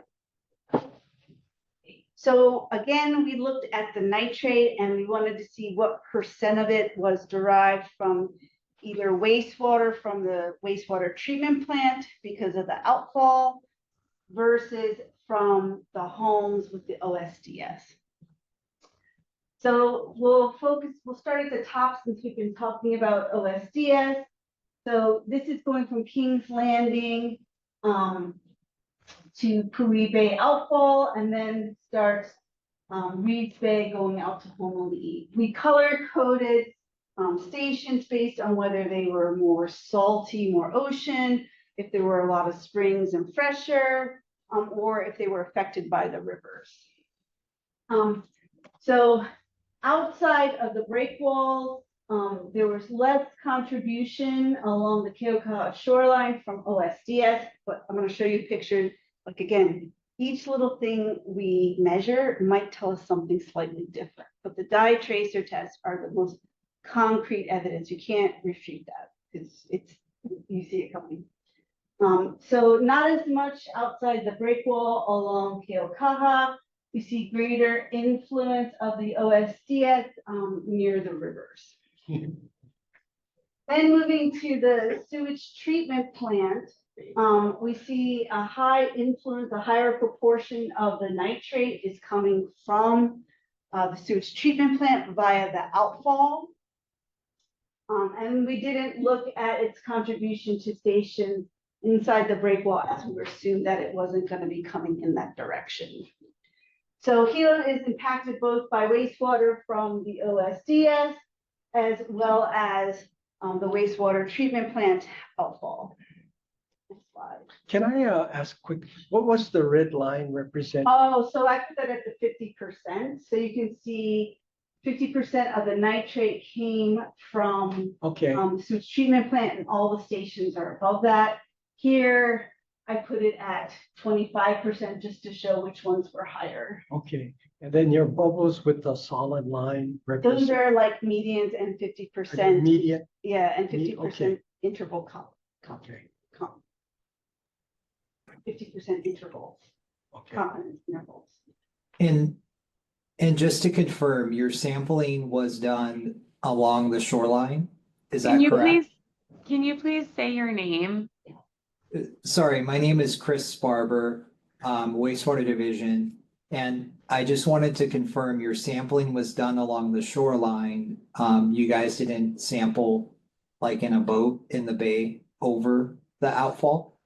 We did. I'm not presenting that here today, Oh, okay. but we did. And we also looked at the wastewater coming into the plant, leaving the plant, going into the outfall, and then what was potentially bubbling up at the outfall. We did that twice, but it was never during a wastewater spill. We just went when we could get out there. Okay, so you took data from the plant, you took data from over the outfall, just during normal operations of that facility? Yes, but we also, and I wasn't going to present this, but we also had a community science component to the project where we were asking community members to report smells. And we gave them a map and we like made an app and they could tell us when they smelled something, what it smelled like, and where they were. And we did find that when there were 2 sewage releases from the plant, people were reporting smells before signs were posted. So as my collaborator, Steve Colbert says, the nose knows. Yeah. Yeah. Understood. All right, thank you. Next slide. We also did a sewage pollution score for Hilo. The colors are slightly different here than the 2 previous maps, but anything that's of the warmer shade has a higher value. What we found in Hilo is that most stations had low to medium sewage pollution scores, which is surprising when you see our next line of evidence from the dye tracer tests. So we did 4 dye tracer tests along Keaukaha, 3 cesspools, 1 septic tank. The dye reached the shoreline 19 hours to about 3 days after the addition. It probably was sooner because our first sampling in the morning when the sun was coming up, it was already there. So it probably arrived sometime during the night. So it probably was a faster transit time than 19 hours. And this is just showing you when this particular test where it emerged at the spring. These are pictures. So one of our dye tracer tests, we were always using the same amount of dye, doing the same process. But all of a sudden, the water along the shoreline turned green and everybody got called. Like the fire department, the DAR, the wastewater treatment plant. But we always hold the information of the homeowner confidential because it's not about a specific home, it's a proof of concept that all the houses there are contributing to some extent, and just to show it. So, and this was one of the fish ponds, and then this was another pond. You can see there's the road right there. So 4 different tests, and then we could not only visually see the dye with our eyes, but then we could confirm it in the lab with an instrument. And that's it. But I want to just thank all the students who have contributed to this work. These are local students with ties to the communities, and they participated from being an undergrad to a graduate student and helped us be able to do this work and to publish it and share it with everybody. Thank you. Thank you. And as they have questions, will you be there? That way we get you answering. There we go. Perfect. Very good. So we can go ahead and turn it over if anybody has questions for Dr. Wigner and the presentation. Yeah, no, I'm like Dr. Beats. Commissioner Beats, what is me? Commissioner Beats. Tracy, that was fabulous and good information. I mean, my question to you is recognizing that the type of treatment, whether it be septic tank, ATU, whatever, it is really similar in coastal areas. What would you say is the best approach overall with the recognition that we're seeing most of these areas being inundated within the next 50 to 75 years? So Tracy Wigner, I would say all these areas should be sewer line, and I'm not the engineer, but they should be built to be able to withstand sea level rise. So that should be part of the planning process on how they're placed. They shouldn't be those gravity mains that go really deep. They need to be like the forced mains. Yeah, the low pressure systems is my understanding of what would be the best option, knowing how our shorelines are going to change with sea level rise. And just a subsequent question, recognizing that, we have the cesspool conversion with the expectation that we're going to meet that by 2050, obviously switching from one bad choice to another bad choice is not the correct way. How do we get that kind of information from your perspective to the public? Because switching from a cesspool to a septic tank system isn't better. It's specifically not better in these locations. Right. And other locations where there's much more soil, it might be higher up elevation with much more deeper soil, than the septic tank might be able to do what it's supposed to do, where the leachate comes out into the field and then the soil microbes process it. That's not happening in these 3 communities because first of all, there's really no soil there, and the transit time is so fast that the microbes can't do what they need to do. So I think the solutions kind of depend on where you live, and again, like that underlying geology, soil types, and that should be part of how we prioritize which areas to focus on first. For cesspool conversion. Yeah.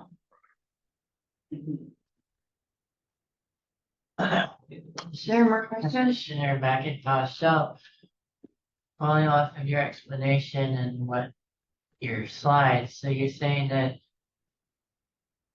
actually the county treatment plant should be built further into inland than where, I guess, I don't know where the Hilo wastewater treatment plant is, but At the airport. okay. Further inland so that it can take advantage of the soil, whereas if it's closer to the shoreline, there's not as much, the process isn't there for it to break down the waste. So is that correct? So the wastewater treatment plant doesn't use soil to process the waste like a septic tank would. Okay, well, the package plants do, so this is.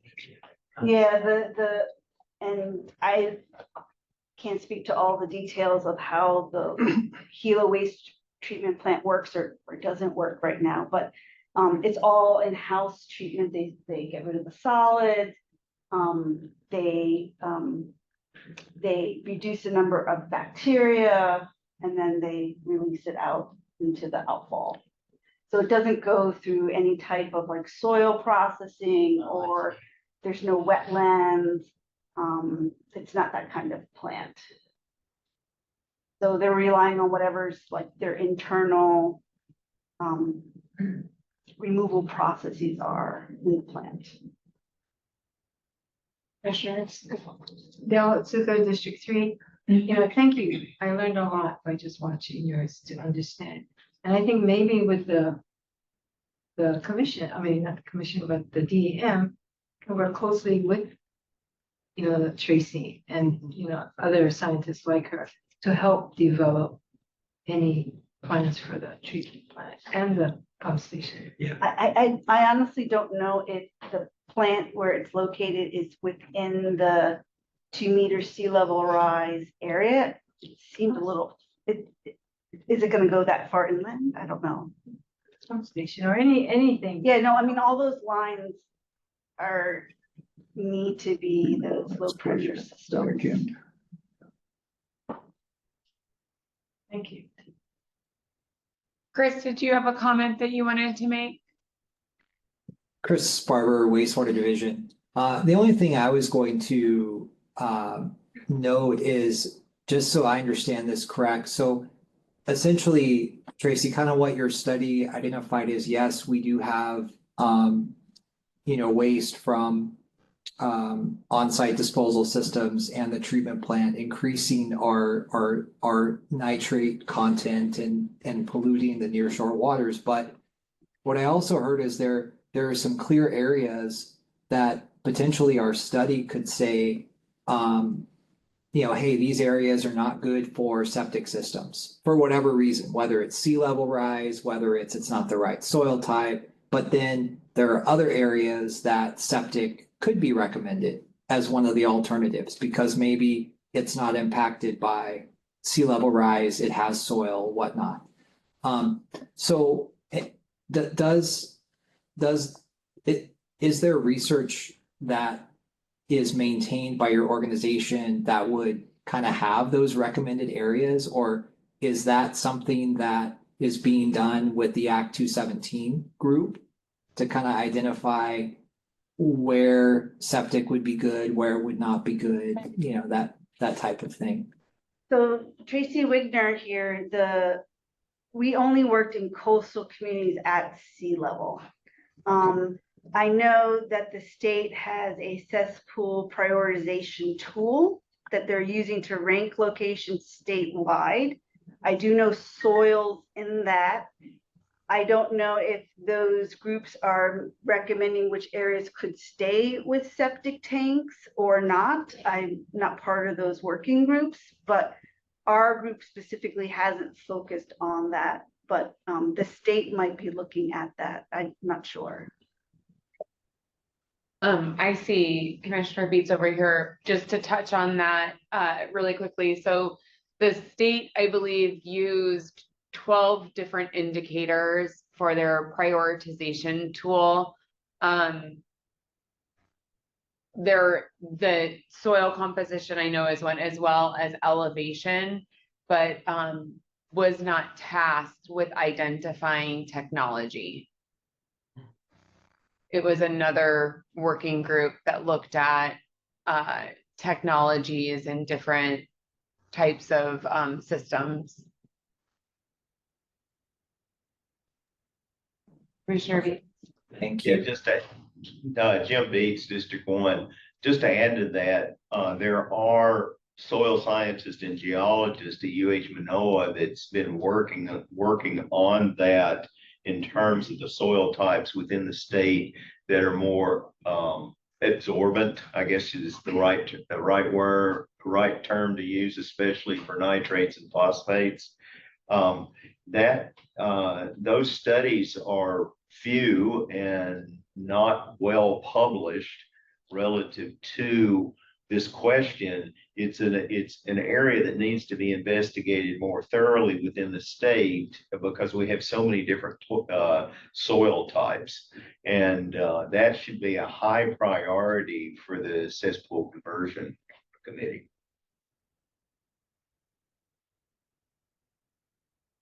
Maybe it could be a recommendation coming from EMC.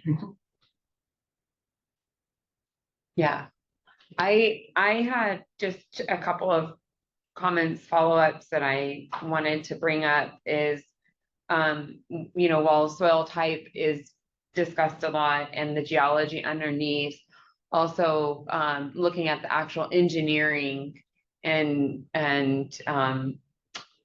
design of a lot of these systems. I know from my work in Puuko, we see a lot of under-designed leach fields and leach fields that aren't built to the capacity that is even required by EPA.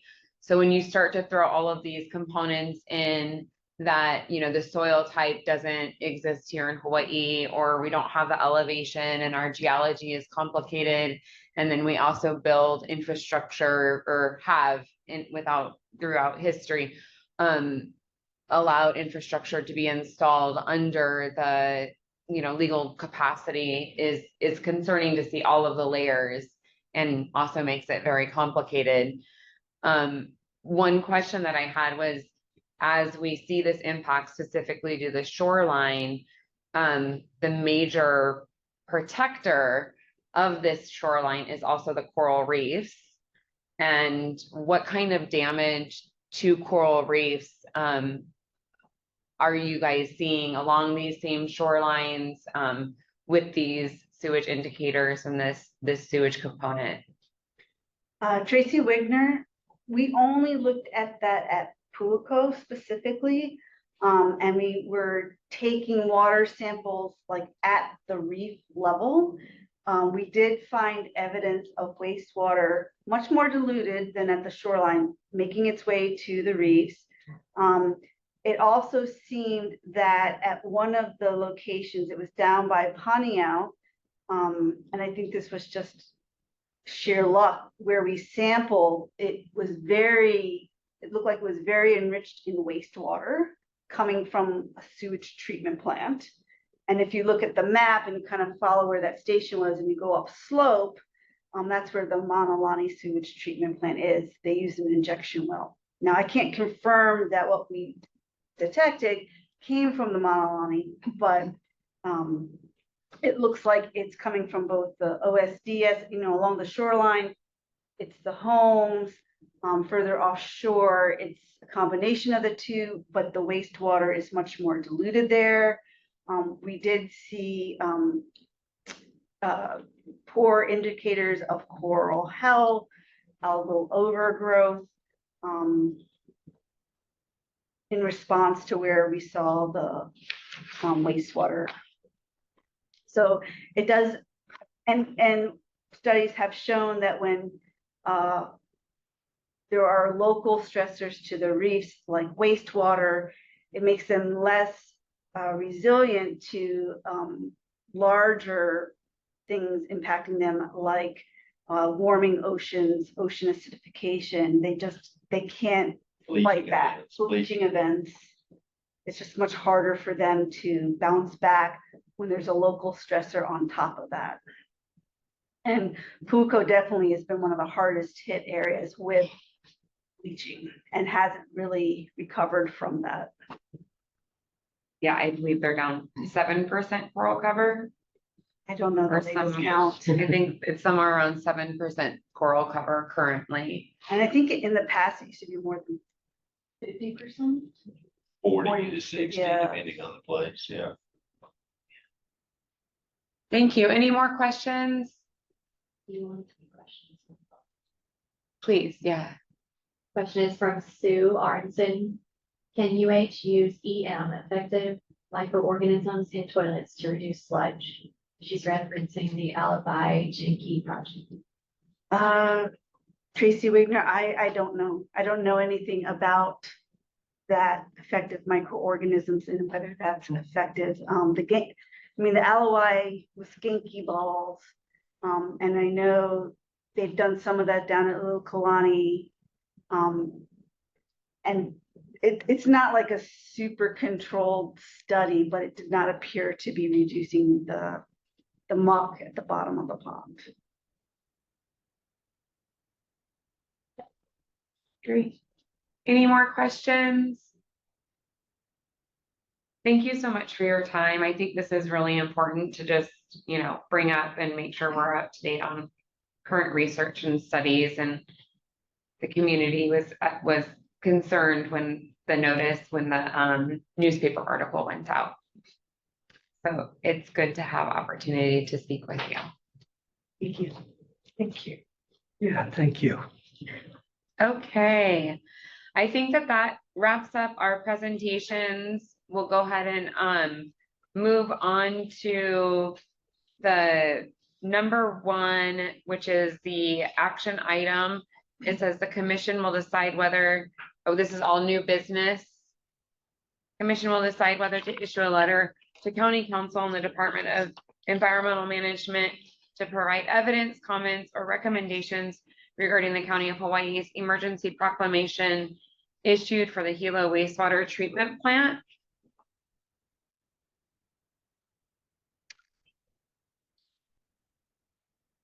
Do you have a question? Do you have a question? Does anybody? Commissioner McIntosh, I say no, we can just move on. Yeah, I feel we learned a lot about the emergency proclamation today, and I agree. Like, I think that it's something that we just continue to learn about during our monthly updates, and when needed, we can discuss an action at that time. Georgine gave a thumbs up. Perfect. Okay, and presentation, Bell. Barbara Bell is deferring to the May meeting, not March, was in the chat. That is correct. Thank you, Georgine, for correcting me. That is correct. She did say that she would like to defer to May. So we'll invite her back and get to listen to her presentation in May. The item number 4 is commission will decide whether to issue a letter to County Council and the Department of Environmental Management to provide advice, comments, or recommendations regarding the State of Hawaii House of Representatives Bill 1362, which proposes an appropriation of $6 million to expand the sewer network and lines in Keaukaha. So this is an item that was added. This is an HR Bill 1362 that was supported by DHHL, looking for funds to help collect and start working on Keaukaha to get them sewered in that area. I don't know if Commissioner Lasaka has comments or additional information, maybe from a community perspective regarding that bill. I think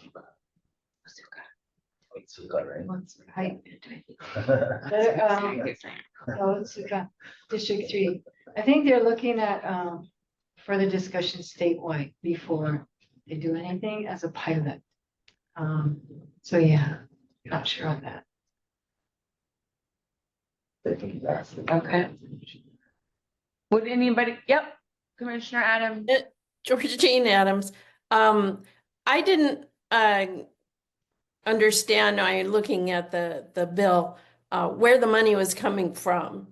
And my concern would be back to county being able to prioritize where the best places to start putting in sewer lines are.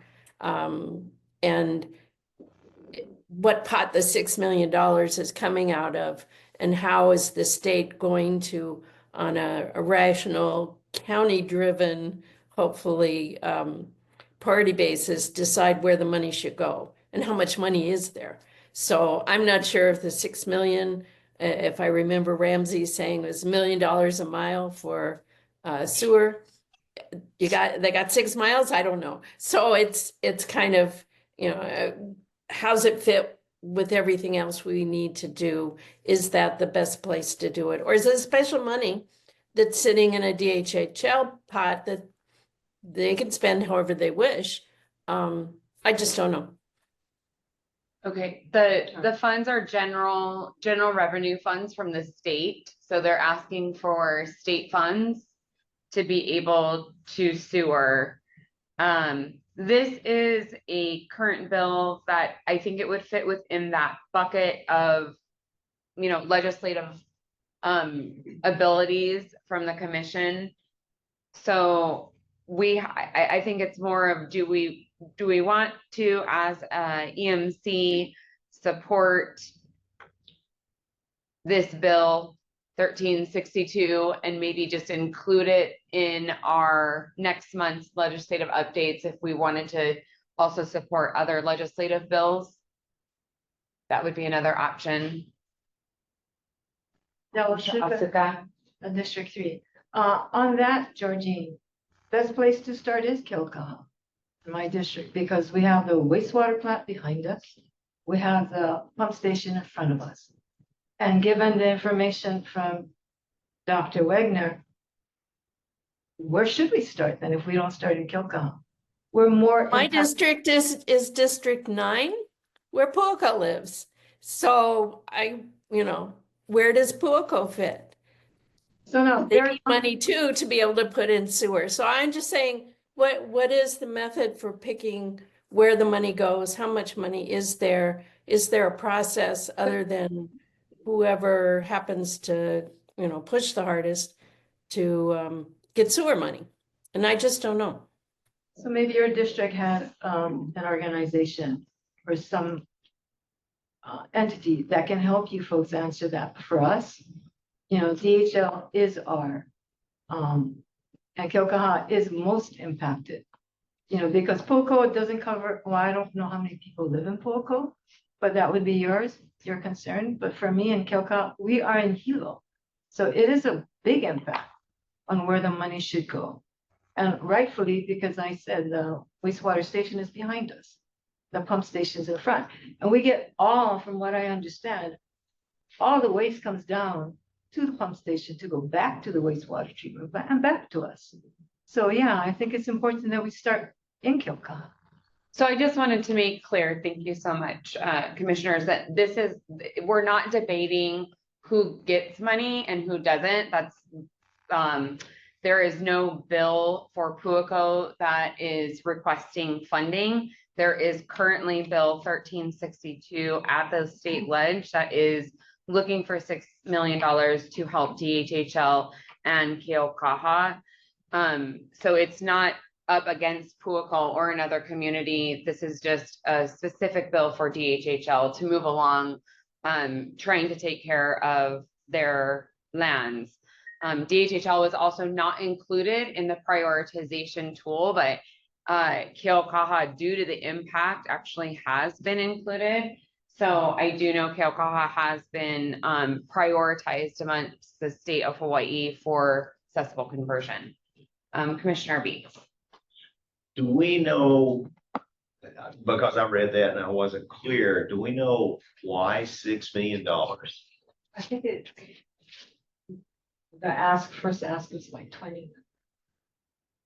So I don't know anything else. on it. Yeah, and I guess that's what I'm not clear on. Why is the number 6 million? I mean, is it an estimate for some specific part of the sewerage that's needed? To my understanding, just from reading the bill and not inferring on anything else, it's to manage the collection of Keaukaha and start to piece that out. Yes. Jeff. Chair Perez, this is Director Segawa. I just wanted to insert that we know there are other similar bills before the legislature at this time regarding Keaukaha. And my understanding from reading one of the bills is these are pilot projects that I think the legislators want to see how they should move forward with cesspool conversions. And one of the areas, I think DHSL has taken the initiative to introduce legislation to get some seed money to initiate a pilot project, whether it's here or at another location in the state. So there may be other bills or companion bills that's related to this. I don't know if Kelly Hartman is, she's not on, but she's, No, tracking. she's back. Okay, but she might know more details than I do, might clarify the discussion. I'm not exactly sure why $6 million was appropriated to Keaukaha.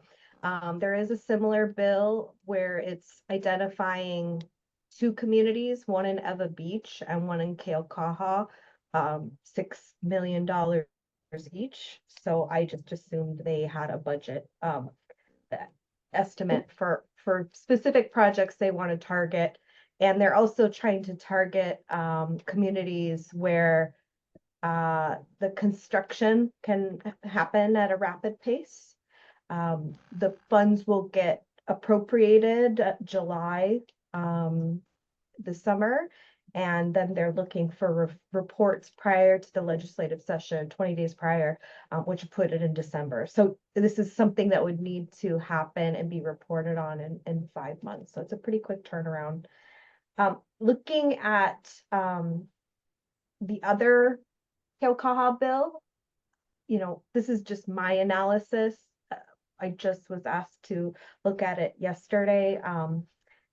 This bill, I believe, that we're talking about, 1362, from the county standpoint, I think would be an easier way to administrate those funds. The other bill requires that the county set up a program to pass funds through the county to the residents. And so that would require staff and a budget and which department's going to run it, and get it done within 5 months. And so I don't see that bill as being particularly feasible. We're going to probably support it with those comments. But if I were to compare those 2 bills next to each other, it makes sense that DHHL would manage the construction of connecting those homes, simply because my understanding is they own the land from the main, and the residents lease the land and own the homes. You can correct me if I'm wrong. But I think it's going to be a challenge for the county to play the middleman and work with those residents, who have already expressed that they don't want to pay for the hookups. They think DHHL should do it. So I think that would be the easier avenue. If I were to support one of those 2 bills, I think this one is most feasible in that time frame. Thank you, Kelly. Can you give the other bill number, please? Oh, you're on mute. The other bill is 1404. Oh, yeah. Thank you. House Bill 1404. Members of the public. That's forget. And Friedez, Sade Friedez. Aloha, this is Sharday Freitas. I just wanted to say that I'm looking at the testimony submitted for HB 1362, and it says that the proposed allocation of 6 million for fiscal years 2025 to 2026 and 2026 to 2027 represents a crucial investment in environmental sustainability and the well-being of Native Hawaiian families. And so that's the description, I guess, that's provided. This is the county's testimony in support of HB 1362. And I also wanted to encourage the commission to continue supporting, being that it's still a bill going through the legislative process. A new amount can be proposed or advocated for to whatever amount you think is appropriate. And just generally, looking at Keaukaha as a community and the weight of the environmental injustices that they've been experiencing, I think it's a win-win-win all around, especially what was previously presented in terms of the environmental impacts to the nearshore area, that Keaukaha be prioritized. And this would be, monies provided to DHHL to do that work. So the lessees are provided that at no cost to them. This gets fixed at no, it's DHHL funds. And so it seems like a win all around. Thank you. Thank you very much for that.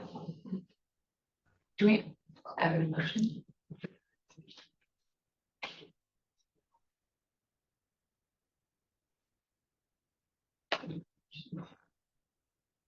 Okay. So is there any motion that somebody would like to make to have EMC urge DEM to support this bill? I motion that we do all of it. So for the DEM to accept this, support this HB 1362. Do we have a second? Okay,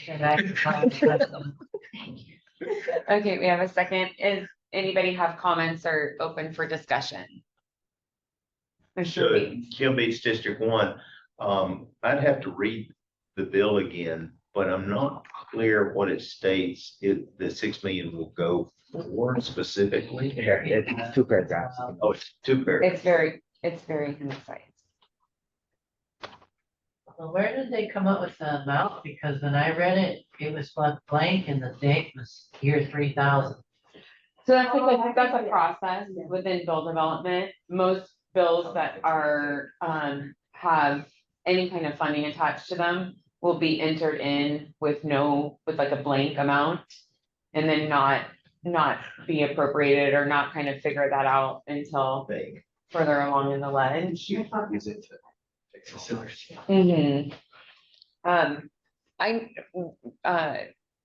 Yeah, I'll wait until. So we have a second, so we can't go to comment. That's great. I spoke with DHHL commissioners, and I know that they're very eager to start working on DHHL lands and try to assist homeowners and just move the process along. So I do believe that this would be a good place to help them start doing that, and then also help community members as well as just get some projects underway. I feel a demonstration would be very, very valuable of this kind to show honestly Hawaii County and even beyond with the rest of the state of how they could tackle scalable, accessible conversion solutions. I wish it was clearer so that it was only going to sewerage and not cesspool conversion to septic tanks, because as we're saying, that's not a solution. Oh, this is very much, it's. Go ahead, Commissioner Lee. I was gonna say, it is very clear because when they're done, they're gonna hand it over to the county. But if that includes conversion to septic tanks. No, they wanna sewer line. But then, they want to put in the sewer lines. I understand that. It's not the It's not septic. yeah, it's not for individual wastewater treatment systems. So You want to connect to the treatment plant, since they get Right. right next to it. Right. That's what But the money is for. would there be any allowance or exceptions to do something different? It says, With these They funds, own the no. land. With these funds, these funds are appropriated to sewer Keaukaha. So the exact language is lands to expand the sewer network and lines within and throughout the Keaukaha homestead. Mhm. So I have never heard anything different, that it was to sewer all of Keaukaha. Okay. yeah, so Police guard. Is there, absolutely. Deputy, Sinclair. thank you, Deputy Corporation Counsel Sinclair and Salas Ferguson. So the bill is specifically for money, like Chair Perez was saying, for sewer network and lines only. At the end, it says that then the money can only be used for that purpose. So it's restricted to that use for the purposes of that. So it's not for septic. Okay, I know, the reason I ask is I know there have been exceptions requested in the past. And I don't know if there's still an allowance for that. This bill, as written, it doesn't allow for that. It's Okay. only for sewer. That clarifies it for me. I'll take your clarification. As of right now, who knows, they might change it, but that's what it says right now. Okay, so we have the Georgine, motion. that's her hand. Oh. Commissioner Adams.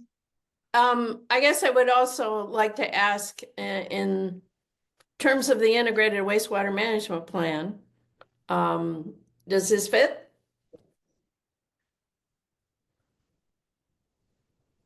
Chris? Yeah, I'm so sorry. We spoke about the integrated wastewater master plan already. Are My you saying? question, I'm going back to my concern about this bill, just because, I read it yesterday, okay? The context that it's in and whether or not it's part of, or going to be part of a process that looks at how do we prioritize, how do we take whatever size pot of money is available and divvy it up the way we want to. How are we going to be fair as well as cost effective in doing it? And it may well be that Keaukaha is the place to do it. It's one of the top need areas. And we've got a lot of work being done in integrated wastewater management planning, and it ought to be in there as one of the top priorities. Does it make sense? And I just am saying, I don't know enough of how it compares and whether there are going to be trade-offs with other equally prioritized areas. So that's my caution, and I abstain. We're not quite to vote yet, but go ahead, Commissioner Lee. Commissioner McIntosh, in thinking about wastewater management plan, from my perspective, I would think that this would be a good thing because first off, county doesn't have to pay for it, it's the state. And you're connecting to the plant, so you're expanding the user base, and that means in a roundabout way more money for the county. So, and that's what the county wants, is they want everyone, or at least the DOH wants everyone to connect to the county sewage plant. So I would think this would fit in the plan that you are advocating for so vehemently. Great, so we'll just take, yep. And just to add, Hawaiian Homes is gonna take care of that, so they just want the money to do that. So I don't know what else to say regarding this. Okay, so I think that we have another comment, Commissioner Garcia. Yeah, and I'm just kind of curious, what's the environmental review process to issue permits for this work? Has there been a negative declaration, a neg deck? What has been done, what needs to be done? I think it's probably a really great project, but I kind of want to make sure that the environmental review process is consistently applied. I think that that's something we could definitely add in a letter, or in something in support. This does not go into that depth of environmental review. You would, please. Commissioner Gonzalo, this is Sinclair Salas Ferguson. So before any construction project starts, they would do all of the necessary environmental reviews. So that's a requirement before they would do anything. So you can be assured that DHHL, the state or the county, whenever they're doing construction, they go through that review process. Exactly what it would be, I don't know. There could be exemptions for this type of work because I assume it would be within the road right of way. But they would follow all of state law. Okay, well, I appreciate that. My worry is, as we move forward collectively, you start piecemealing these things and you don't really get the true environmental impact. Yeah, thank you. Even though it may be a positive impact, I'm a big proponent of net environmental benefit analysis, et cetera. But, and like I say, I think it's probably a great project, but I want to make sure that we're rigorous in how we review these things. Thank you. So one more comment, Commissioner Garcia, like if they do their environmental assessment, the public will have an opportunity to comment as to that specific issue that you're mentioning, the cumulative impacts. Excellent. I just as a last statement is this excites me to see projects get to this point where funding could actually get appropriated and be used to support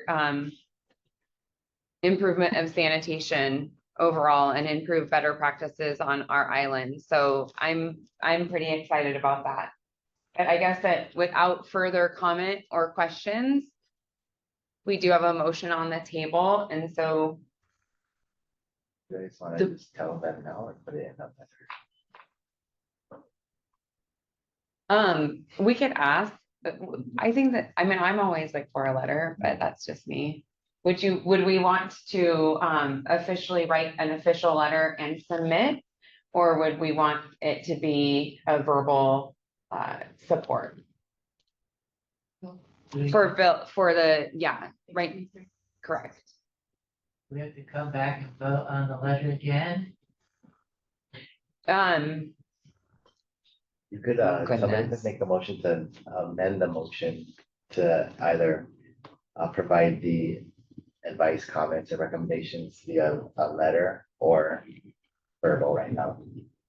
So you could ask for an amendment to the motion. Because the motion as it stands is just a motion to support the bill, but it didn't clarify whether or not how you were going to do that through a letter or through just asking them for not to support. So Can I answer her hand raising? Yes. Kelly? Just wanted to add, in preparation of the potential letter, the last day of the mandatory recess is today. So the hearing could get scheduled at any point after the 6th, I believe. So just as a timeline, how quickly you want to turn around a letter, I would recommend having it prepped by the 6th. Okay. That's all. You can just tell them right now. Georgine, Adam, Yeah. Commissioner Adams. My understanding from Kelly is DEM is supporting this bill.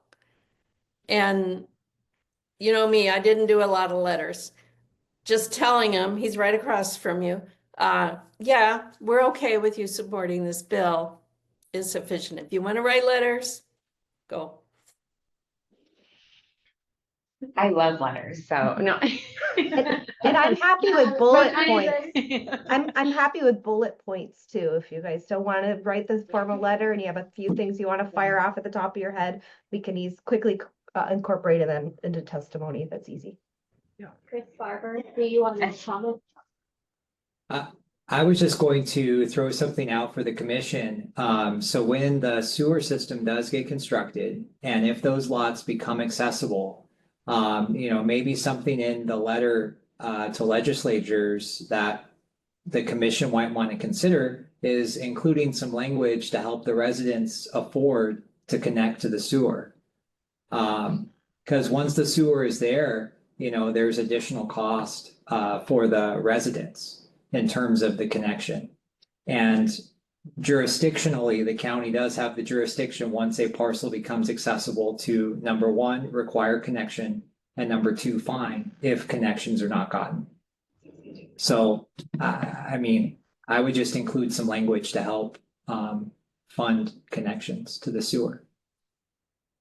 Great. Commissioner Osuka has a follow-up question for that. Thanks, Chris. My understanding is there's another House Bill 1404 that is for the residents for funding, whichever avenue with loans, rebates. I think they're looking at that under HB 1404. But thank you. Commissioner Beats. Jim Beats, District 1. I'm rereading this and help me with this, Sinclair. This second phrase says, provided that the funds may Sorry, also where are be you, used. where are you on the bill? There's two paragraphs. Section 2, the last. Section 2, the last sentence. Next to the last sentence. What's it start with? Provided that the funds may also be used. You're there? I'm here. Okay, may also be used for interconnection of the sewer network by individual homesteads. So doesn't that mean direct connections? That's what it looks like, yeah. Okay, that's already covered in this bill. It says me. No, it says provided the funds may also be used for direct interconnections to the homesteads. So if they run out of funding for laying the lines, then maybe that's where the exception would be? Well, it doesn't clarify how much this is going to cost. It's just asking for $6 million. So, Chris may say, or DEM may say, this is a $20 million project. And we've got $6 million. Or they could say, yeah, we could do it for less than that. We don't have that figure. So what are you suggesting? So the motion is to support the bill or not, right?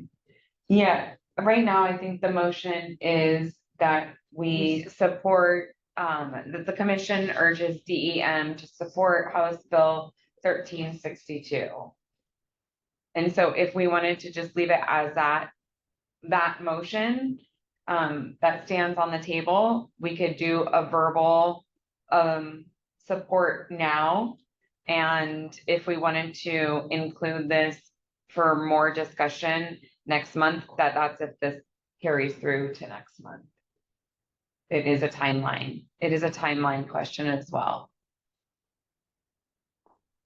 So we have two supports. We have a motion on the table. I think that we can just go to a vote of providing DEM verbal support from the EMC for House Bill 1362. I think that motion. That's okay? Yeah. Okay. That's what it stated. So I'm going to restate that. So the motion on the table that is up for a vote is that the EMC supports DEM for House Bill 1362 and can both do a verbal support as well as written testimony or written support. So sorry. And then we would need votes. So yes. Aye, Commissioner. Okay. Commissioner Osuka? Dang it.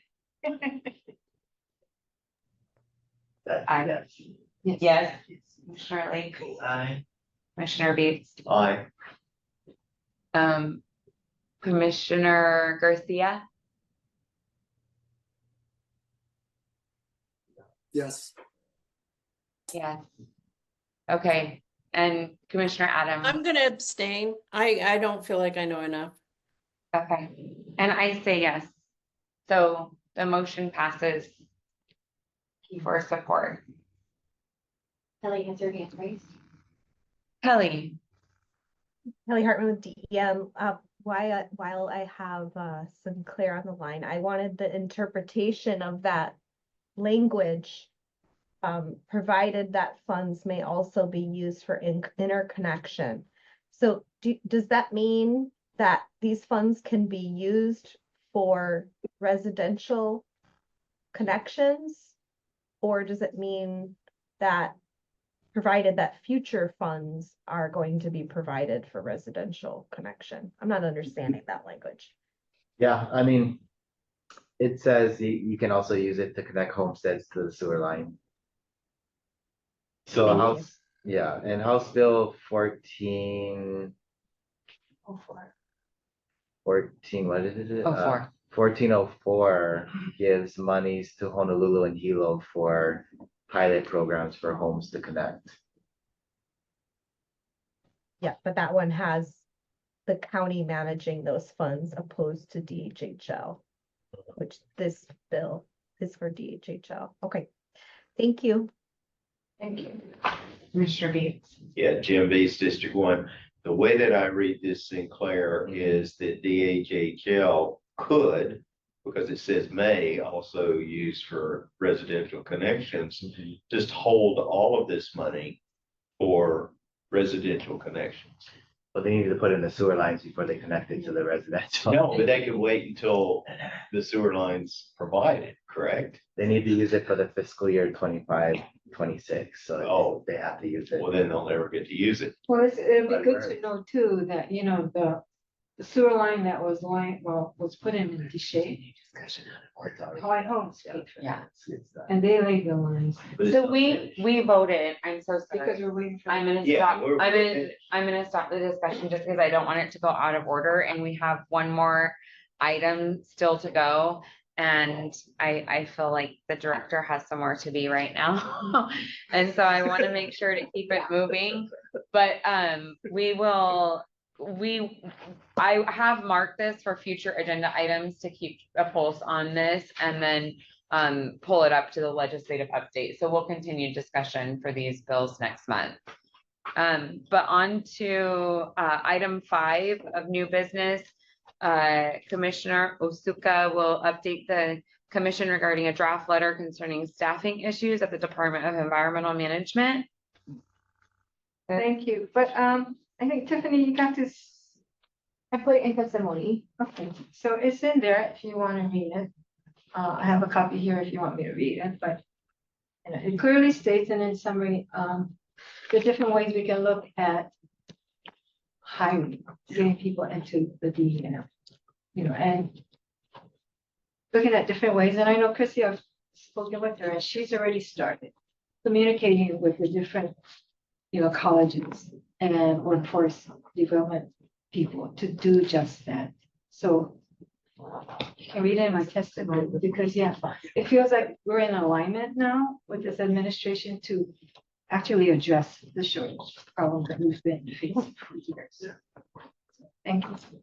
Thank you. Absolutely. Okay, do we have any motions for this item? And can I see something before? Sure. So Sinclair Sauce Ferguson, Deputy Corporation Counsel, I reviewed this letter and there's a few things that would need to be changed before the commission could accept this letter as a formal communication from the commission as a body. And I did some edits on the letter. The letter was very well written. I thought it was a great job, Commissioner Otsuka.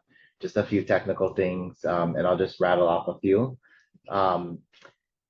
The letter would be directed to County Council and the Department of Environmental Management, not the mayor or the County Human Resources Department. So we'll change the recipient of the letter and keep that consistent throughout because it does mention a few other, it mentions Mayor Alameda and HR leadership in the body and in the heading. So we could edit that out of there. And then on number 4, I think it could be amended to be titled, instead of county charter review, legal review. And then keep it generic as instead of directed at the county charter because it involves a bunch of Hawaii revised statutes. But those would be my edits that would allow this body to issue that letter, this letter. Thank you. And I welcome any other comments because this is just a draft. I was just trying to at least cover a lot of the issues that we, Also, maybe I can you can help me. I can propose, I'll do my edits, I'll send it back to Commissioner Tsuka and we can put it on the agenda next month. Okay, thank you. Would that be okay? Yeah. Is that okay, Chair? Absolutely. Okay. Yeah, would you like to? Yeah. Absolutely. Any other comments regarding item 5? Any discussion? Okay, we are on to agenda item 7, future agenda items. I've carried some over in discussion, like the legislative updates, Bill 1362, the items regarding the task force for cesspool conversion, as well as the task force for county employee vacancies. So I can carry those line items over to future, but at this point, does anybody have future agenda items that they would like to see on next month? Yeah, District 1, just what I discussed or presented previously for a discussion on legislative bills. Excellent. Okay. Yeah, Commissioner McIntosh, I have 2. One is when what DEM finds out about the purple lots for Maui and Pahala. And also last meeting, I had an idea, we ran out of time. I wasn't able to discuss it, so I'd like to just briefly bring it up next meeting. DEM may or may not be able to implement. Just an Commissioner McIntosh idea. Yeah, in regards to what we were discussing last night, technology to help with county DEM problems or something. I don't remember exactly what it is. But... Okay.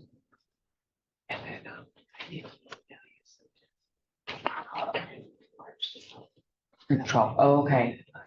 Okay, so if any others come up between now and March 12th, folks can get them into me. And then I'll work with Tiffany and Sinclair and put those together into an agenda. I think that one item that I had actually was for Commissioner Adams. If I recall last month, we spent some time putting together some future action items that all of us discussed, and I didn't see that come through. Is that kind of still in the works, or were you still wanting to submit that? Well, if you'd like, I can come up with the draft. I mean, I was looking at it more as it's kind of a rough outline of the topics that we want to make sure we're covering. Maybe not at every meeting, but say for this year, we'd like to make sure that we're dealing with these issue areas because we consider them important. And so it's more of a guide for you as chair. If you could than marching orders or more letters per se. I said, I'm not really a letter person, but do keep track of, don't let this one slide under the table and we forget about it. And if individuals could take some ownership around certain topics, just to keep it in mind and bring it up when it's appropriate at meetings. So I can rewrite it or summarize it from the last time. I didn't hear a lot of changes from what I had before, but I'd be happy to make it look a little more pretty. Yeah, no, I mean, no need, whatever you have prepared. If you wanted to just pass it along to me, it would be helpful. We spent time in discussion on it, and yeah, I'll use it. Okay. Thank you. See a copy because I have a couple of things to add. Great. We'll add that to the agenda.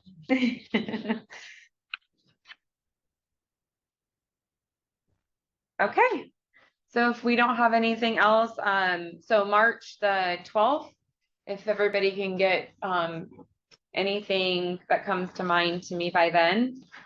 Announcements, the next meeting, we do have our next meeting that's gonna be in Kona on March the 27th. That's a Thursday. I guess there was a change from our normal Wednesday meeting. We are.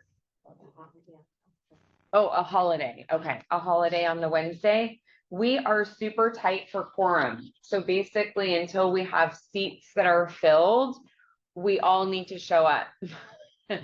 I know that Georgine, Commissioner Adams, is this or next month, your last month of being able to continue? For Leah and I both, we can go until March. Until March, okay. So when they leave, we'll have just the exact number for quorum. Once Commissioner McIntosh and. Don't you? I don't think so. We counted, did we count wrong? Well, right We have- now, Dot Norris isn't here, so. Right. So you have Dart, Garcia, Bates, Osuka, and Perez. And is And- Laura still? Laura is now director of Oscar. Yeah, so she can't. So her seat is vacant. I guess Yeah. I'm just counting. Oh, you would have beat the three of us counting, so no. Okay, so we have a little bit more flexibility, but next month is Thursday instead of Wednesday. I think with that, we can adjourn. Thank you all so much.